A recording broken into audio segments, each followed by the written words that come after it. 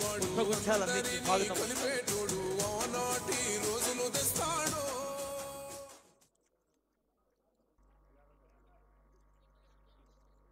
ప్రజా ప్రభుత్వంలో పాత్రికేయుల సంక్షేమం కోసం నిరంతరం ఆలోచిస్తూ ఆచరణలోకి తీసుకొచ్చిన వేదికకు మంగళధ్వానాల్ని మించేలాగా గట్టిగా చప్పట్లు కొట్టి ముందుగా మనం మన ఆనందాన్ని వ్యక్తం చేద్దాం. గౌరవనీయులైన ముఖ్యమంత్రి వర్యులు, గౌరవనీయులైన మంత్రివర్యులు, పెద్దలు జ్యోతి వెలిగించి కార్యక్రమాన్ని శుభారంభం చేయవలసిందిగా సవినంగా ప్రార్థిస్తూ ఉన్నాం. I request honourable CM Revanth Reddy garu and all minister Srinivas Reddy garu, Ponnam Prabhakar garu to come forward to light the lamp. ఈ రవీంద్ర భారతి వేదికపై వెలిగిస్తున్న జ్యోతి ముఖ్యమంత్రి గారు వ్యక్తిగతంగా సంకల్పించి ప్రత్యేకంగా బాధ్యతలు అప్పగించి మరి జర్నలిస్టుల కోసం చేస్తున్న కృషి ఆనరబుల్ ఎంపీ భువనగిరి కిరణ్ కుమార్ రెడ్డి గారు, ఆనరబుల్ అడ్వైజర్ వేం నరేందర్ రెడ్డి గారు, ఇంకా ఎందరో పెద్దలు అందరికీ హృదయపూర్వక స్వాగతం పలుకుతూ జ్యోతి సే జ్యోతి జగాతే చలో, జ్ఞాన్ కి గంగా బహాతే చలో, జ్ఞానాన్ని సమాచారాన్ని ఒకరి నుంచి ఒకరికి, ఒక తరం నుంచి మరో తరానికి అందించే పవిత్ర బాధ్యత చేపడుతున్న పాత్రికేయుల్ని అభినందించేందుకు ఆనరబుల్ సీఎం గారు, ఆనరబుల్ మినిస్టర్స్, అడ్వైజర్ గారు, ఎంపీస్ ఉన్నారు ఈ వేదిక పైన.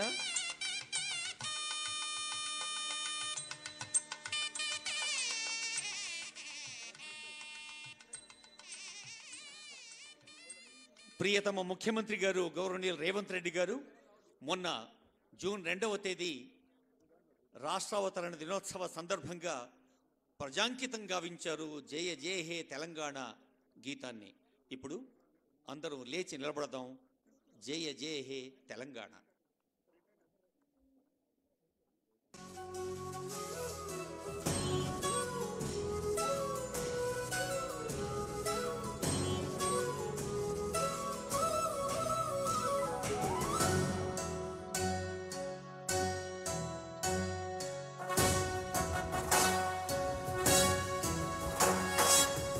జయ హే తెలంగాణ జననీ జయ కేతనం, ముక్కోటి గొంతుకలు ఒక్కటైన చేతనం, తరతరాల చరిత గల తల్లి నీరాజనం, పదపదాన నీ పిల్లలు ప్రణమిల్లిన శుభతరుణం. జయ తెలంగాణ జయ జయ తెలంగాణ, జయ తెలంగాణ జయ జయ తెలంగాణ.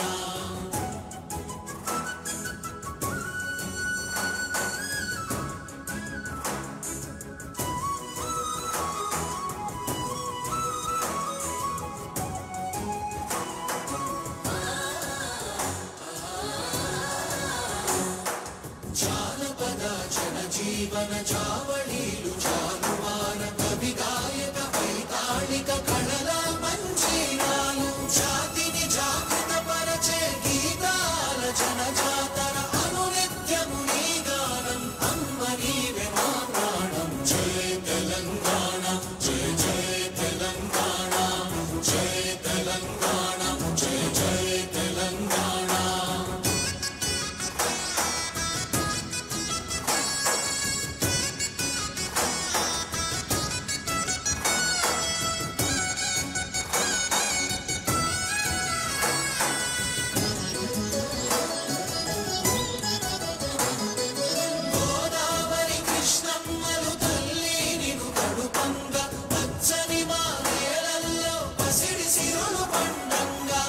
శాంతుల తెలంగాణ సుభిక్షంగా ఉండాలి, ప్రతిదినమది తెలంగాణ ప్రజల కలలు పండాలి. జయ తెలంగాణ జయ జయ తెలంగాణ, జయ తెలంగాణ జయ జయ తెలంగాణ, జయ తెలంగాణ జయ జయ తెలంగాణ, జయ తెలంగాణ జయ జయ Telangana.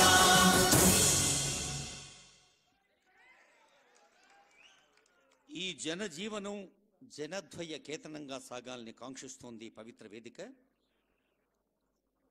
I request Shri Hanumantha Rao IAS, special commissioner information public relations department for his introductory speech. వారి స్వాగత వచనాలు. సభాయ నమః. అందరికీ నమస్కారం. ఈరోజు చరిత్రలో లిఖించదగ్గటువంటి రోజు. జర్నలిస్ట్ కుటుంబాలకి, జర్నలిస్టులందరికీ కూడా కాంతి రేఖలు, వెలుగులు పంచేటటువంటి రోజు. ఈ కార్యక్రమానికి విచ్చేసినటువంటి గౌరవ ప్రియతమ ముఖ్యమంత్రి వర్యులు శ్రీ యనమల రేవంత్ రెడ్డి గారికి గట్టి చప్పట్లతోటి వెల్కమ్ చెప్పవలసిందిగా కోరుచున్నాము. ఎందుకంటే దశాబ్దాల తరబడి ఎదురు చూస్తున్నటువంటి స్వప్నం సాకారం అవుతున్నటువంటి రోజు ఇది. జర్నలిస్టులకి హౌస్ సైట్ అనేది, ఇల్లు అనేది చిరకాల వాంఛ. దశాబ్దాల తరబడి నెరవేరినటువంటి ఆకాంక్షను ఈరోజు స్టార్ట్ అవుతుంది. తొలి అడుగుతోటి జవహర్లాల్ నెహ్రూ హౌసింగ్ సొసైటీకి 38 ఎకరాల భూమిని స్వాధీనపరిచేటటువంటి అద్భుతమైన కార్యక్రమానికి శ్రీకారం చుట్టినటువంటి ముఖ్యమంత్రి గారికి మరొకసారి కరతాళ ధ్వనులతోటి మనం కృతజ్ఞతలు తెలియాల్సిన అవసరం ఉంది. అదేవిధంగా దీనికి చొరవ చూపినటువంటి ఐఎన్పిఆర్ మినిస్టర్ గారు పొంగులేటి శ్రీనివాసరెడ్డి గారు, అదేవిధంగా గౌరవ మంత్రివర్యులు పొన్నం ప్రభాకర్ గారు, మేయర్ గారు గద్వాల విజయలక్ష్మి గారు, గౌరవ రాజ్యసభ సభ్యులు అనిల్ కుమార్ యాదవ్ గారు, అదేవిధంగా దానం నాగేందర్ రెడ్డి గారు, ముఖ్యంగా మీడియా అకాడమీ చైర్మన్ శ్రీనివాసరెడ్డి గారు, మరియు డిప్యూటీ మేయర్ గారు, కార్పొరేటర్ గారు, ఇతరత్ర ముఖ్యంగా ఈరోజు ఈ యొక్క ఫలాన్ని అందుకుంటున్నటువంటి మొట్టమొదటి society Jawaharlal Nehru journalist housing society అధ్యక్షులు కిరణ్ కుమార్ గారు, ఉపాధ్యక్షులు రవికాంత్ రెడ్డి గారు, వంశీ శ్రీనివాస్ గారు, రమణారావు గారు, అశోక్ రెడ్డి గారు, మీ తరపున మీ ప్రతినిధులుగా వారు వేదికపై ఉన్నారు. అందరికీ కూడా ఒక్కసారి గట్టి కరతాళ ధ్వనులతో చప్పట్లు చేయాలి. ఈరోజు మహత్తరమైనటువంటి రోజు. ఈరోజు నిన్న వినాయక చవితి అయింది, కానీ అసలు వినాయక చవితి పండగ అనేది జర్నలిస్టుల కుటుంబాల్లో నిజమైనటువంటి పండగ ఈరోజు అని చెప్పక తప్పదు. ఏ విధమైనటువంటి విఘ్నాలు కలగకుండా రాష్ట్ర వ్యాప్తంగా జర్నలిస్టుల యొక్క సంక్షేమానికి ఒక తొలి అడుగు పడినటువంటి రోజు. దీనిలో భాగంగా ఈరోజు 38 ఎకరాలు Jawaharlal Nehru journalist housing society Pet Basheerabad గ్రామం, కుత్బుల్లాపూర్ మండలం, మేడ్చల్ మల్కేజ్గిరి జిల్లాలో సర్వే నెంబర్ 25/2లో 38 ఎకరాల భూస్వాధీన పత్రం ఈరోజు ప్రోగ్రాం జరుగుతుంది. అదేవిధంగా జర్నలిస్టులు ఉదయం నుంచి సాయంత్రం వరకు అహోరాత్రులు శ్రమించి ప్రజల యొక్క సమస్యల పట్ల అనునిత్యం అలర్ట్గా ఉంటూ ప్రజల సమస్యల్ని ప్రభుత్వం ముంగిట్లోకి తీసుకున్నటువంటి జర్నలిస్టులు అకాలంగా మరణిస్తే వారి కుటుంబాలను ఆదుకోవడం కోసంగా ఈరోజు ఒకేసారి 44 కుటుంబాలకి ₹1,00,000, చనిపోయినటువంటి జర్నలిస్ట్ కుటుంబాలకి ₹1,00,000 చెక్కులు అందించే రోజు. అదేవిధంగా 3 జర్నలిస్టులు వాళ్ళు అకారణంగా ప్రమాదవశాత్తు పని చేయలేనటువంటి పరిస్థితిలో ఉంటే ₹50,000 చెక్కులు 3కి అందించేటటువంటి రోజు. ఇంతకంటే మంచి సంక్షేమ కార్యక్రమం, జర్నలిస్టుల సంక్షేమ కార్యక్రమం తొలిమెట్టు అనేది ఇంతకంటే చరిత్రలో లిఖించదగ్గే రోజు ఉండకపోవచ్చు. ఈ రోజు నుంచి స్టార్ట్ అయింది సంక్షేమం వైపు, జర్నలిస్టుల సంక్షేమం వైపు ఇంకా ముందడుగు ఉంటుంది. అదేవిధంగా ఈ 44 కుటుంబాలకి కేవలం ₹1,00,000 ఇవ్వడం కాదు, ఫ్యూచర్లో ప్రతి నెల ₹3,000 పెన్షన్ ఇవ్వడం జరుగుతుంది. అది 1 సంవత్సరం కాదు, 2 సంవత్సరాలు కాదు, 5 సంవత్సరాలు ఆ కుటుంబాన్ని ఆదుకుంటారు. అంతేకాకుండా ఆ కుటుంబానికి సంబంధించిన పిల్లలు, చదువుకునే పిల్లలుంటే 2 పిల్లలకి 1వ తరగతి నుంచి 10వ తరగతి వరకు నెలకి ₹1,000 చొప్పున ట్యూషన్ ఫీజు కూడా చెల్లించడానికి ఈ రోజే ముఖ్యమంత్రి గారు శ్రీకారం చుట్టారు. దీనితో పాటుగా ఇప్పటి వరకు 595 కుటుంబాలకు, మరణించినటువంటి జర్నలిస్ట్ కుటుంబాలకి ఈ సహాయం ప్రభుత్వం, తెలంగాణ ప్రభుత్వంలో అందుతుందని మీ అందరి గట్టి చప్పట్ల మధ్య వారందరికీ కృతజ్ఞతలు తెలియాల్సిన అవసరం ఉంది. ముఖ్యమంత్రి గారు సబ్బండ వర్గాలకి సంక్షేమం, అభివృద్ధి 2 రకాలుగా ఒక బేరీజ్ చేసుకుంటూ ముందుకెళ్తున్నటువంటి ఈ తరుణంలో ఈ కార్యక్రమం జర్నలిస్టుల సంక్షేమానికి ఒక తొలిమెట్టుగా, అది ఆగనటువంటి ఒక స్రవంతిగా, ప్రవాహంగా మారబోతుందని చెప్పడానికి ఇది ఒక తొలి సంకేతంగా మనం భావిస్తూ ముగిస్తున్నాను. థ్యాంక్ యూ అనండి. కమిషనర్ ఐఎన్పిఆర్ గారికి ధన్యవాదాలతో యంగ్ ఇండియా ఒకప్పుడు జాతీయోద్యమ కాలంలో నిశ్శబ్ద విప్లవం మహాత్మా గాంధీ గారి పత్రిక. నేడు ఆనరబుల్ సీఎం గారి నేతృత్వంలో యంగ్ ఇండియా అన్న పదం తెలంగాణలోనే కాదు, భారతదేశంలోనే కాదు, సిలికాన్ వ్యాలీలో కూడా ప్రతిధ్వనిస్తోంది. ఆర్టిఫిషియల్ ఇంటెలిజెన్స్ లాంటి అనేక ప్రయోజనాత్మక అంశాలతో. మరి నెహ్రూ నేషనల్ హెరాల్డ్ అయినా, గాంధీ యంగ్ ఇండియా అయినా పత్రికల ప్రాధాన్యం నాడు నేడు అంతే గొప్పగా ఉంది.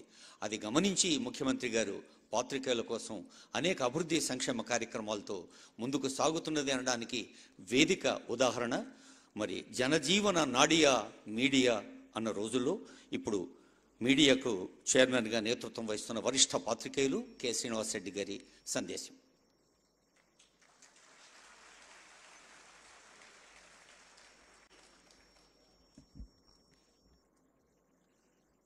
గౌరవనీయ ముఖ్యమంత్రి రేవంత్ రెడ్డి గారు, గౌరవనీయ మన మంత్రివర్యులు రెవెన్యూ సమాచార శాఖ హౌసింగ్ శాఖ మంత్రి పొంగులేటి శ్రీనివాసరెడ్డి గారు, అలాగే గౌరవ మంత్రివర్యులు పొన్నం ప్రభాకర్ గారు, ట్రాన్స్పోర్ట్ అండ్ బీసీ సంక్షేమ సంఘం హైదరాబాద్ మేయర్ గద్వాల విజయలక్ష్మి గారు, రాజ్యసభ సభ్యులు అనిల్ కుమార్ యాదవ్ గారు, ముఖ్యమంత్రి సలహాదారు వేం నరేందర్ రెడ్డి గారు, గౌరవ శాసనసభ్యులు రంగారెడ్డి గారు, media deputy mayor Mothe Srilatha Reddy గారు, గౌరవ కార్పొరేటర్ శ్రీమతి విజయారెడ్డి గారు, సమాచార కమిషనర్ గౌరవ హనుమంతరావు గారు,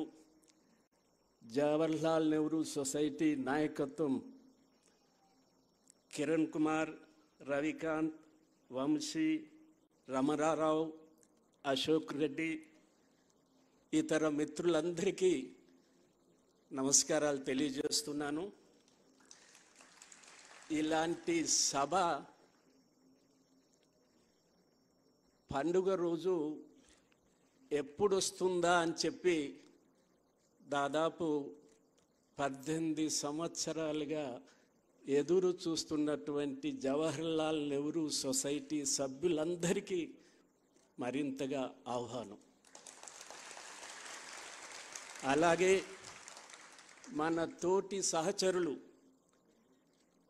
నలుగురికి ఆపద్బాంధవులుగా అకాడమీ రాష్ట్ర ప్రభుత్వం 50,000 నుంచి ₹1,00,000 అందచేయటం ద్వారా వారు ఆరోగ్యం బాగు చేసుకొని మన వరుసలోనే కూర్చొని ఉన్న మిత్రులకి, 40 మంది చనిపోయిన జర్నలిస్టు కుటుంబాలు 2-3 సంవత్సరాలుగా వెయిట్ చేస్తున్నారు. ప్రభుత్వం నుంచి సహకారం కోరుతూ దరఖాస్తులు చేసి వచ్చినటువంటి 44 కుటుంబాల వివిధ జిల్లాల నుంచి వచ్చినటువంటి వారి కుటుంబ సభ్యులు అందరికీ ఆహ్వానం. ముఖ్యమంత్రి గారు, ఇవాళ ఇంతమంది జవహర్లాల్ నెహ్రూ సొసైటీకి సంబంధించిన సభ్యులు కుటుంబాలతో హాజరయ్యారు. దానికి నాకు ఒక మిత్రుడు వచ్చి అడిగాడు, సార్ ఇది నిజమేనా? దాదాపు 2 సంవత్సరాల నుంచి, అంతకుముందు 16-18 సంవత్సరాల నుంచి మీకు వస్తుంది వస్తుంది వస్తుంది అని చెప్పారు. ఈసారి డేట్ పెట్టారు, మా ఆవిడే అడుగుతుంది ఇది నిజమేనా? మేమంతా కుటుంబ సభ్యులతో వస్తే కానీ మాకు సంతృప్తి లేదు.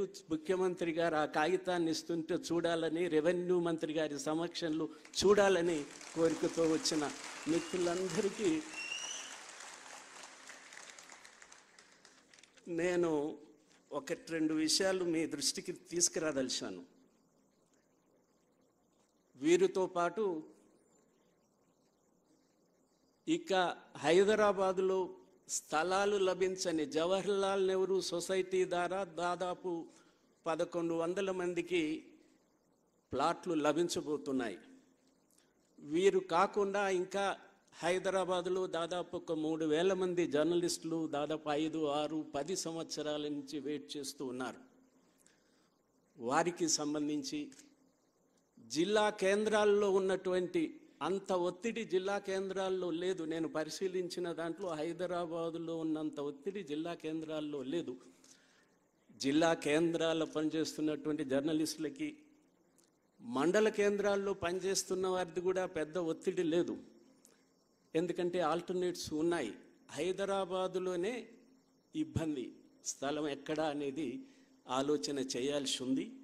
వీటి మీద ఖచ్చితంగా ముఖ్యమంత్రి గారు అభిప్రాయాన్ని, రెవెన్యూ మంత్రి గారు అభిప్రాయాన్ని వెల్లడిస్తారు.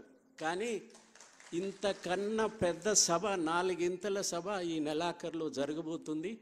ఆ లోపు మేము 10 సంవత్సరాల నుంచి, 8 సంవత్సరాల నుంచి, 2 సంవత్సరాల నుంచి వెయిట్ చేస్తూ ఆలస్యమైందని భావిస్తున్న జవహర్లాల్ నెహ్రూ సొసైటీ వారికి 2 మాసాలు గవర్నమెంట్కు దొరికిన సమయం. వరుసగా అసెంబ్లీ, ప్రజలకు ఇచ్చిన వాగ్దానాల అమలుకు సంబంధించి ఎక్సర్సైజు, ఆ తర్వాత బడ్జెటు, ఆ తర్వాత లోకసభ ఎన్నికలు. ఇప్పుడు కొంత రేవంత్ రెడ్డి గారి ప్రజాప్రభుత్వము 2.5 మాసాల నుంచి పని చేయటం మొదలు పెడుతుందని నేను భావిస్తున్నాను. అందుకని ఆలస్యం కాలేదు. ముఖ్యమంత్రి గారు ఇచ్చిన దాని ప్రకారంగా ఎప్పుడు అడుగుతూనే ఉన్నారు. మీరంతా అడిగినప్పుడల్లా చెప్తూనే ఉన్నారు. వారిద్దరూ రెవెన్యూ మంత్రి గారి వైపు చూపించటము, నా వైపు చూపించటం జరిగింది. నేను మనసారా ముఖ్యమంత్రి గారికి, రెవెన్యూ మంత్రి గారికి మనసారా కృతజ్ఞతలు తెలియజేస్తున్నాను. అలాగే హెల్త్ కార్డుల గురించి చెప్పారు లెక్కలు. నేను ముఖ్యమంత్రి గారిని కోరేది, కార్పొరేట్ ఆసుపత్రులు అంగీకరించటం లేదు. ప్రభుత్వ ఆసుపత్రుల్లో, నిమ్స్లో కొంతమేరకు జరుగుతున్నాయి. నేను ముఖ్యమంత్రి గారి దృష్టికి వచ్చినప్పుడు, మనం వైఎస్ రాజశేఖర రెడ్డి గారి పీరియడ్లో 1,00,000 రూపాయలకు ఇన్సూరెన్స్ చేశాము కుటుంబాన్ని. ఇప్పుడు ఆ రకంగా ఏదైనా జర్నలిస్టుల నుంచి కొంత 1/4 1/3 కొంత పే చేయటం ద్వారా మొత్తం కుటుంబాన్ని తల్లిదండ్రులతో సహా దాన్ని చేయటానికి ప్రయత్నం చేస్తే బాగుంటుంది అంటే ముఖ్యమంత్రి గారు సంతోషించి చెప్పారు. ఎక్సర్సైజ్ చేశాము.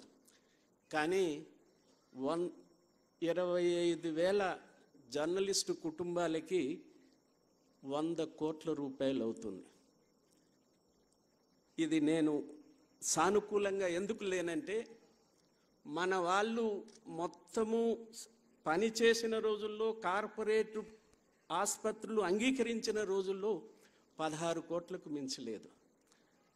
16 కోట్లకు మించలేదు. ముఖ్యమంత్రి గారిని అడిగి దీన్ని కొంత పెంచటం ద్వారా ఇప్పుడున్న స్కీమ్నే మరో రకంగా ఆలోచిస్తే బాగుంటుందని చెప్పి ముఖ్యమంత్రి గారికి విజ్ఞప్తి చేస్తున్నాను.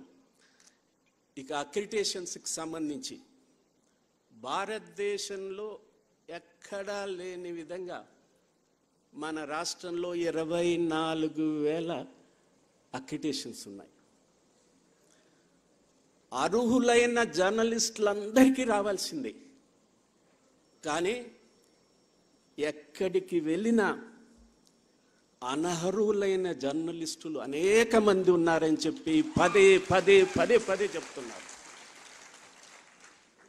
ఇది మనకు గౌరవం కాదు, వృత్తికి గౌరవం కాదు. ప్రజల్లో దిగజారుతున్న జర్నలిజం పట్ల ప్రజల్లో గతంలో ఉన్న భావం ఉందా? వృత్తి పట్ల ఉందా? దాన్ని మనం ముఖ్యమంత్రి గారు, సమాచార శాఖ మంత్రి గారు ఇచ్చేటటువంటి ధీమాతో అర్హులైన వాళ్ళందరికీ అక్రిడిటేషన్స్ రావాల్సింది. అనర్హులైన ప్రతి ఒక్కరిని తొలగించాల్సింది.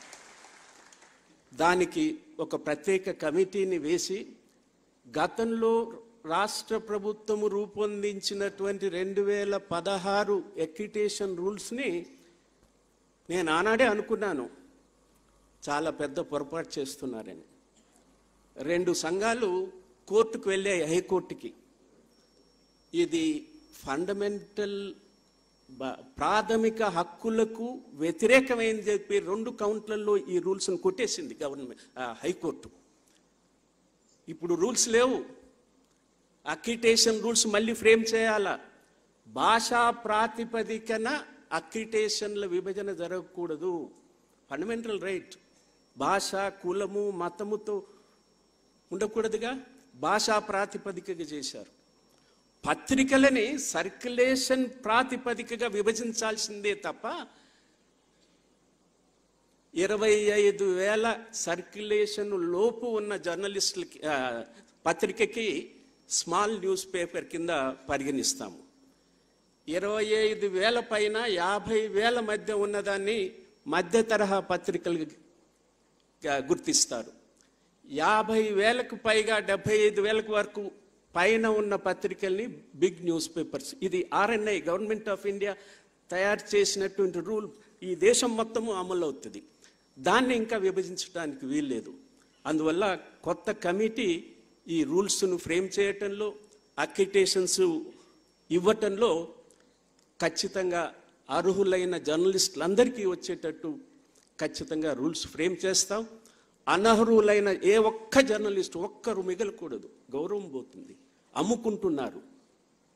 అమ్ముకుంటున్నారు అక్యుటేషన్స్ని, పేరు పెట్టి బ్లాక్ మెయిల్ చేస్తున్నారు. అక్యుటేషన్స్ చూపించి హైదరాబాద్లో ఇతర ప్రాంతాలలో ఒక కుటుంబం ఆత్మహత్య చేసుకుంది, మనమంతా పత్రికల్లో చదివాం. దీన్ని మనం వర్కింగ్ జర్నలిస్టులుగా, ప్రొఫెషనల్ జర్నలిస్టులుగా అరికట్టకపోతే మనకే ప్రమాదం, వృత్తికి ప్రమాదం. ఆఖరి మాటగా అకాడమీ వృత్తి నైపుణ్యాన్ని పెంపొందించాలా, క్లాసులు 2-3 రోజుల క్లాసులు పెట్టాలా, సెమినార్స్ పెట్టాలా, వర్క్షాప్ పెట్టాలా. మన మిత్రులు ఎవరు ఇది అడగటంలే, హౌస్ సైటు అక్యుటేషను. అందుకని వెంటనే ఈ కార్యక్రమం మొదలు పెడదాం. నైతిక ప్రమాణాలు పెంపొందించడానికి మన వంతు కర్తవ్యం చేద్దామని ముఖ్యమంత్రి గారు, రెవెన్యూ మంత్రి గారు మన మొదటి కోరిక, చాలా కాలం నుంచి వెయిట్ చేస్తున్నటువంటి, పోటీ పడొద్దు, జవహర్లాల్ నెహ్రూ సొసైటీలకు వచ్చింది మాకు రాలేదు అనే బాధ వద్దు. 18 సంవత్సరాలు 2 దశాబ్దాలు డబ్బులు కట్టి, గవర్నమెంట్కు డబ్బులు పెట్టి, కోట్ల రూపాయలు కట్టి ఎదురు చూస్తూ 5-6 చచ్చిపోయారు, కుటుంబాలు చచ్చిపోయాయి. అందుకని పోటీ పడబాకండి. మనం ఈ గవర్నమెంట్ వచ్చి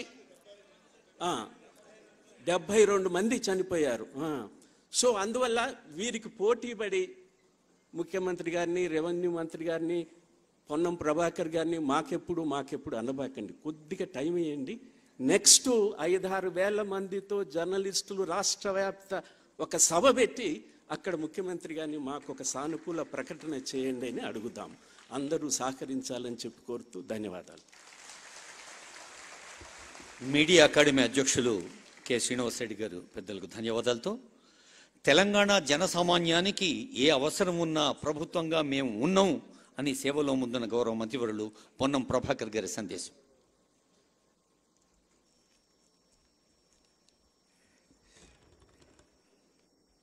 చాలా కాలంగా వేచి చూస్తున్నటువంటి జర్నలిస్టులకు సంబంధించిన ఇళ్ల పట్టాల కార్యక్రమానికి ఈరోజు ముగింపు పలికి వారందరికీ కూడా ఒక శుభం సందర్భంలో వారికి పట్టాలు ఇచ్చే కార్యక్రమానికి సంబంధించిన గౌరవ నాయకత్వం వహిస్తున్న ముఖ్యమంత్రి శ్రీ రేవంత్ రెడ్డి గారికి, అదేవిధంగా రెవెన్యూ శాఖ మంత్రి, గృహ నిర్మాణ శాఖ మంత్రి, సమాచార పౌర శాఖ 3 శాఖలకు సంబంధించి మీ కన్సర్న్డ్ అన్ని కూడా ఆర్గనైజ్ చేసేటువంటి మినిస్టర్గా శ్రీ పొంగులేటి శ్రీనివాసరెడ్డి గారు, అదేవిధంగా అకాడమీ చైర్మన్ శ్రీనివాసరెడ్డి గారు, అనిల్ కుమార్ యాదవ్ గారు, వేం నరేందర్ రెడ్డి గారు, చామల కిరణ్ రెడ్డి గారు, మల్లెడ్డి రంగారెడ్డి గారు, మేయర్ గారు, డిప్యూటీ మేయర్ గారు, ఇన్ఫర్మేషన్ కమిషనర్ గారు, ఇక్కడికి విచ్చేసిన సీనియర్ జర్నలిస్టులు అందరూ, ఎన్ఎస్సీ అప్పటి నుంచి చూస్తుంటే ఇప్పటి వరకు అంతా పెద్ద పెద్ద మనుషులుగా ఉన్నటువంటి జర్నలిస్టులు అందరికీ పేరు పేరున నమస్కారాలు. వనవాసం కూడా 14 సంవత్సరాలే కానీ మీకు 18 సంవత్సరాలు పట్టింది గమ్యం చేరడానికి. ఇల్లు కట్టి చూడు, పెళ్లి చేసి చూడన్నట్టుగా ఇప్పుడు ఇంటికి ఒక మోక్షం వస్తూ ఉంది. మీ అందరికీ శుభాకాంక్షలు. తప్పకుండా ఇది ఒక శుభ పరిణామం. ఎందుకంటే ప్రభుత్వానికి ప్రజలకు మధ్య వారధిగా ఉండేటువంటి వృత్తిలో ఉండి, ఇంతకు పెద్దలు శ్రీనివాసరెడ్డి గారు చెప్పినట్టుగా మండలాల్లో, జిల్లాల్లో కొద్దో గొప్ప వారికి అక్కడనే స్థిర నివాసాలు ఉండడం వల్ల వృత్తిపరంగా ఇబ్బంది లేకపోవచ్చు. కానీ వృత్తిపరంగా అన్ని జిల్లాల నుంచి, అన్ని పట్టణాల నుంచి ఇక్కడికి వచ్చి వృత్తిపరంగా చేస్తూ ఉన్నటువంటి మీ అందరికీ సంబంధించిన ఒక ఇల్లును, ఉదాహరణ నేను కూడా ఒక ఇల్లు కట్టుకోవాలంటే ఎకరన్నర అమ్ముతే గుంటొచ్చే పరిస్థితి లేదు ముఖ్యమంత్రి గారు. అట్లా అమ్ముకొని ప్రాక్టికల్గా చూసినాం, చాలా ఇబ్బంది ఉన్నది. అంటే వాస్తవంగా ఆ ఎమ్మెల్యే ఎంపీల చట్టంలో అప్పుడు మేము 2005లో మార్కెట్ చైర్మన్ ఉంది కాబట్టి మాకు కూడా జాగా రాకుండే. ఏది ఏమైనా ఒక జాగా, ఇల్లు అనేటువంటి ఒక పెద్ద కళ. దాన్ని ఈ సందర్భంగా 18 సంవత్సరాలు పరిష్కరించబడినటువంటి ఒక సమస్య జటిలమై, మరి పెద్దలు ఈ సందర్భంగా మనం ఇద్దరికి ప్రత్యేకంగా కృతజ్ఞత చెప్పాలి. ఒకరు మన చీఫ్ జస్టిస్ గౌరవ రమణ గారికి అయితే, దాన్ని అమలు చేసినటువంటి గౌరవ ముఖ్యమంత్రి గారు కూడా సమస్య పరిష్కారమై 2 సంవత్సరాలు అయింది. మనం అందరూ, మీరు అందరం కొట్లాడి సాధించుకున్న తెలంగాణలో మన ప్రభుత్వం ఏర్పడి కూడా దాన్ని మనం పరిష్కరించలేకపోయినాం. కానీ ప్రతిపక్షంలో ఉన్నప్పుడు రాష్ట్ర కాంగ్రెస్ అధ్యక్షుడిగా రేవంత్ రెడ్డి గారు పార్టీ తరఫున మీకు హామీ ఇచ్చి 2 సంవత్సరాలు ఈ అంశం పెండింగ్లో ఉన్నప్పుడు కూడా మేము ఏర్పడ్డ మొదటి సంవత్సరంలోనే ఈ యొక్క సమస్యను పరిష్కరించి ఈరోజు మీ అందరికీ కూడా ఆ యొక్క జటిలమైన సమస్యను పరిష్కారం చేసి మీకు అందజేస్తూ ఉన్నారు. నేను గౌరవ ముఖ్యమంత్రి గారికి గ్రామీణ ప్రాంతాలకు సంబంధించి ఒక గ్రామీణ ప్రాంత నియోజకవర్గం హుస్నాబాద్ లాంటి నియోజకవర్గం నుంచి ప్రాతినిధ్యం వహించే సందర్భంలో ఈరోజు గ్రామీణ అక్రిడేషన్లు, జర్నలిస్టులు, నైపుణ్యత లేదా నైతిక విలువలకు సంబంధించి శ్రీనివాసరెడ్డి గారు చెప్పినారు కాబట్టి నేను ఆ మాటల జోలికి పోను. కానీ దయచేసి క్షేత్రస్థాయిలో నిజంగా ఇబ్బందుల్లో ఉన్నటువంటి కొంత జర్నలిస్టులు ఉన్నారు. వారికి కూడా వృత్తిలో నైపుణ్యం ఉండి నిబద్ధతతో పనిచేయగలిగి వారు ఎటువంటి పొరపాటు చేయకుండా ఉండాలంటే ఎక్కడైతే అవసరం ఉండి ఇల్లు లేదనుకుంటారో వాళ్ళందరూ కూడా ఒక చట్టంలోనే ఏదైనా ఒక పద్ధతిని చేసి రాష్ట్ర వ్యాప్తంగా మండల కేంద్రాల్లో, జిల్లా కేంద్రాల్లో ఉన్నటువంటి వాళ్ళందరికీ, ఎందుకంటే 2000 నేను అనుకుంటా నెదురుమల్లి జనార్దన్ రెడ్డి గారు ముఖ్యమంత్రి ఉన్నప్పుడు కరీంనగర్లో అప్పుడు దేవులపల్లి అమర్ గారు వారందరూ అక్కడ ఉండి, రమణారావు గారు కూడా అక్కడ ఉండి, వీళ్ళందరూ కూడా అప్పుడు ఆ రోజు మరి అక్కడ జర్నలిస్టులకు స్థలాలు ఇచ్చడం జరిగింది.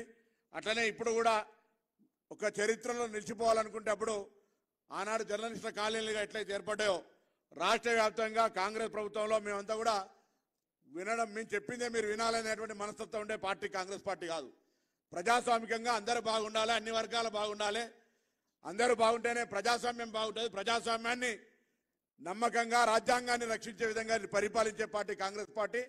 అందులో మీ అందరూ అభిప్రాయాలు తీసుకుంటా ఉన్నారు కాబట్టి నేను కూడా ఒక పౌరుడిగా మంత్రి అయినప్పటికీ కూడా గ్రామీణ ప్రాంతాల్లో ఉన్న జర్నలిస్టులకు సంబంధించి మరి వాళ్ళ ల్యాండ్స్ కూడా కొంచెం సానుకూలంగా స్పందించాలని కోరుతూ మీ అందరికీ పేరు పేరున నిజంగా కూడా చాలా సంతోషంగా ఉంది. మీ అందరు ఇక్కడ చూస్తున్నట్టయితే 18 సంవత్సరాలు అనేది చాలా తక్కువ సమయం కాదు. ఒక పుట్టిన పిల్లాడు ఓటేసే హక్కు దాకా వచ్చినటువంటి వయసు అలా ఆయన కూడా మేజర్ అయిపోయి అటువంటి పరిస్థితుల్లో మీ అందరూ కూడా ఈరోజు ఒక జాగా ఓనర్ అవుతున్నందుకు మీ అందరికీ నాకు మరొకసారి హైదరాబాద్ ఇన్ఛార్జ్ మంత్రిగా ఆ ఏరియా రంగారెడ్డి జిల్లాలో వస్తుంది కావచ్చు, బషీర్బాగ్ అయినప్పటికీ కూడా కార్యక్రమం సందర్భంగా మీ అందరికీ పేరు పేరున్న వ్యక్తిగతంగా నా ఆర్థిక శుభాకాంక్షలు తెలియజేస్తూ భవిష్యత్తులో ఈ నవరాత్రుల సందర్భంగా పొందుతున్న ఈ యొక్క జాగా ఎటువంటి విఘ్నాలు లేకుండా మంచి గృహ నిర్మించుకొని మరి ఒక గృహ ప్రవేశం కూడా తొందరలో జరుపుకోవాలని ఆకాంక్షిస్తూ అందరికీ నా శుభాకాంక్షలు ఇస్తూ సెలవు తీసుకుంటా ఉన్నాను. గౌరవ మంత్రివర్యులు పొన్నం ప్రభాకర్ గారికి ధన్యవాదాలు, నమస్సులు. వార్త యందు జగతి వర్ధిల్లుతున్నది అని మహాభారతం అన్న మరి రేపే జయంతి. ప్రజాకవి కాళోజీ ఒకే ఒక్క సిరాచుక్క 1,00,000 మెదళ్లకు కదలిక అన్న పాత్రికేయ రంగం ప్రాధాన్యం ఎరిగిన పెద్దలు, జర్నలిస్టుల కోరికల్ని జనరస్గా పరిష్కరిస్తూ సాగుతూ మరి ప్రజల కోరికలు నెరవేర్చడంలోనే గుండెల నిండా ఆనందం పొంగేటి మన మంత్రి పొంగులేటి వారి సందేశం.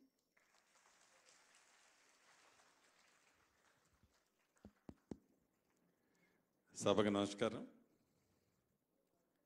ఈ కార్యక్రమానికి ముఖ్య అతిథిగా విచ్చేసిన మన అందరికీ దిక్చూసి మన గౌరవ ముఖ్యమంత్రి గారు రేవంత్ రెడ్డి గారికి, సహచర మంత్రివర్యులు పొన్నం ప్రభాకర్ గారికి, ప్రెస్ అకాడమీ చైర్మన్ అనుభవజ్ఞులు పెద్దలు శ్రీనివాసరెడ్డి గారికి, పార్లమెంట్ సభ్యులు అనిల్ గారు, కిరణ్ కుమార్ రెడ్డి గారికి, వేం నరేంద్ర రెడ్డి గారికి, సహచర ఎమ్మెల్యే గారు రంగన్న గారికి, అదే రకంగా మేయర్ గారు, డిప్యూటీ మేయర్ గారు, కమిషనర్ గారు, ఈ జేఎన్జే సొసైటీ అధ్యక్ష కార్యవర్గ వారి టీం అందరికీ, ఈ కార్యక్రమంలో అనేక సంఘాలు వారు ఉన్నారు, వారందరికీ ముఖ్యంగా ప్రెస్ కుటుంబ సభ్యులందరికీ మనస్ఫూర్తిగా శిరస్సు వంచి పేరు పేరున హృదయపూర్వక నమస్కారం. మార్పు కావాలని, అది ఇందిరమ్మ రాజ్యంతోనే సాధ్యమని తెలంగాణ రాష్ట్ర యావత్తు ప్రజలతో పాటు మీడియా మిత్రులందరి సహకారంతో ఇందిరమ్మ రాజ్యం ఏర్పడి 8 నెలలు, నియర్లీ 9 నెలలు కావస్తుంది. గౌరవ ముఖ్యమంత్రి గారు ఎన్నికల ముందు ఏదైతే ఇందిరమ్మ రాజ్యం వస్తే తప్పకుండా మాటలతో కాకుండా చేతలతో మీడియా మిత్రులకి వాగ్దానాలు ఏవైతే చేస్తున్నామో చేసి చూపిస్తామని ఆనాడు అనేక ఎన్నికల సభలో చెప్పిన మాట వాస్తవం. ఇందాక శ్రీనివాసరెడ్డి గారు పెద్దలు చెప్పినట్లు అన్న మాట ప్రకారం 18 సంవత్సరాల చిరకాల వాంఛ ఈనాడు నా జర్నలిస్టు సోదరులందరికీ గౌరవ ముఖ్యమంత్రి గారి ప్రోద్బలంతో సహకారంతో అనేక పర్యాయాలు శ్రీనివాసరెడ్డి గారు ఈ సంఘ ప్రతినిధులు అనేక పర్యాయాలు గౌరవ ముఖ్యమంత్రి గారితో కూర్చొని క్షుణ్ణంగా దీని మీద చర్చించడం జరిగింది. ఒకసారో రెండు సార్లో కాదు. పోయినప్పుడల్లా నన్ను సున్నితంగా మందలిచ్చేవాళ్ళు కూడా, ఇంకెప్పుడు ఇస్తావు సీనన్నా, లేట్ చేస్తున్నట్టున్నావు, నువ్వు స్పీడప్ చేయి, వీలైనంత తొందరగా ఇవ్వాలి అని అనేక సార్లు మేమిద్దరం కూర్చున్నప్పుడు కూడా నన్ను సున్నితంగా మందలిచ్చిన సందర్భాలు ఉన్నాయి. కానీ దానికి టైం రావాలి. ఆ టైం ఈనాడు వచ్చింది.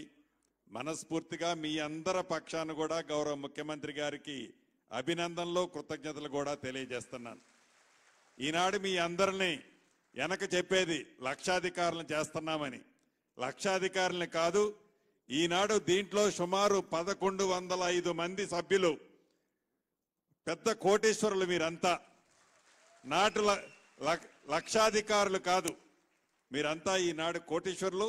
కోటీశ్వరులని చెప్పడానికి మీ మంత్రిగా నాకు చాలా ఆనందంగా ఉంది, చాలా చాలా సంతోషంగా కూడా ఉంది.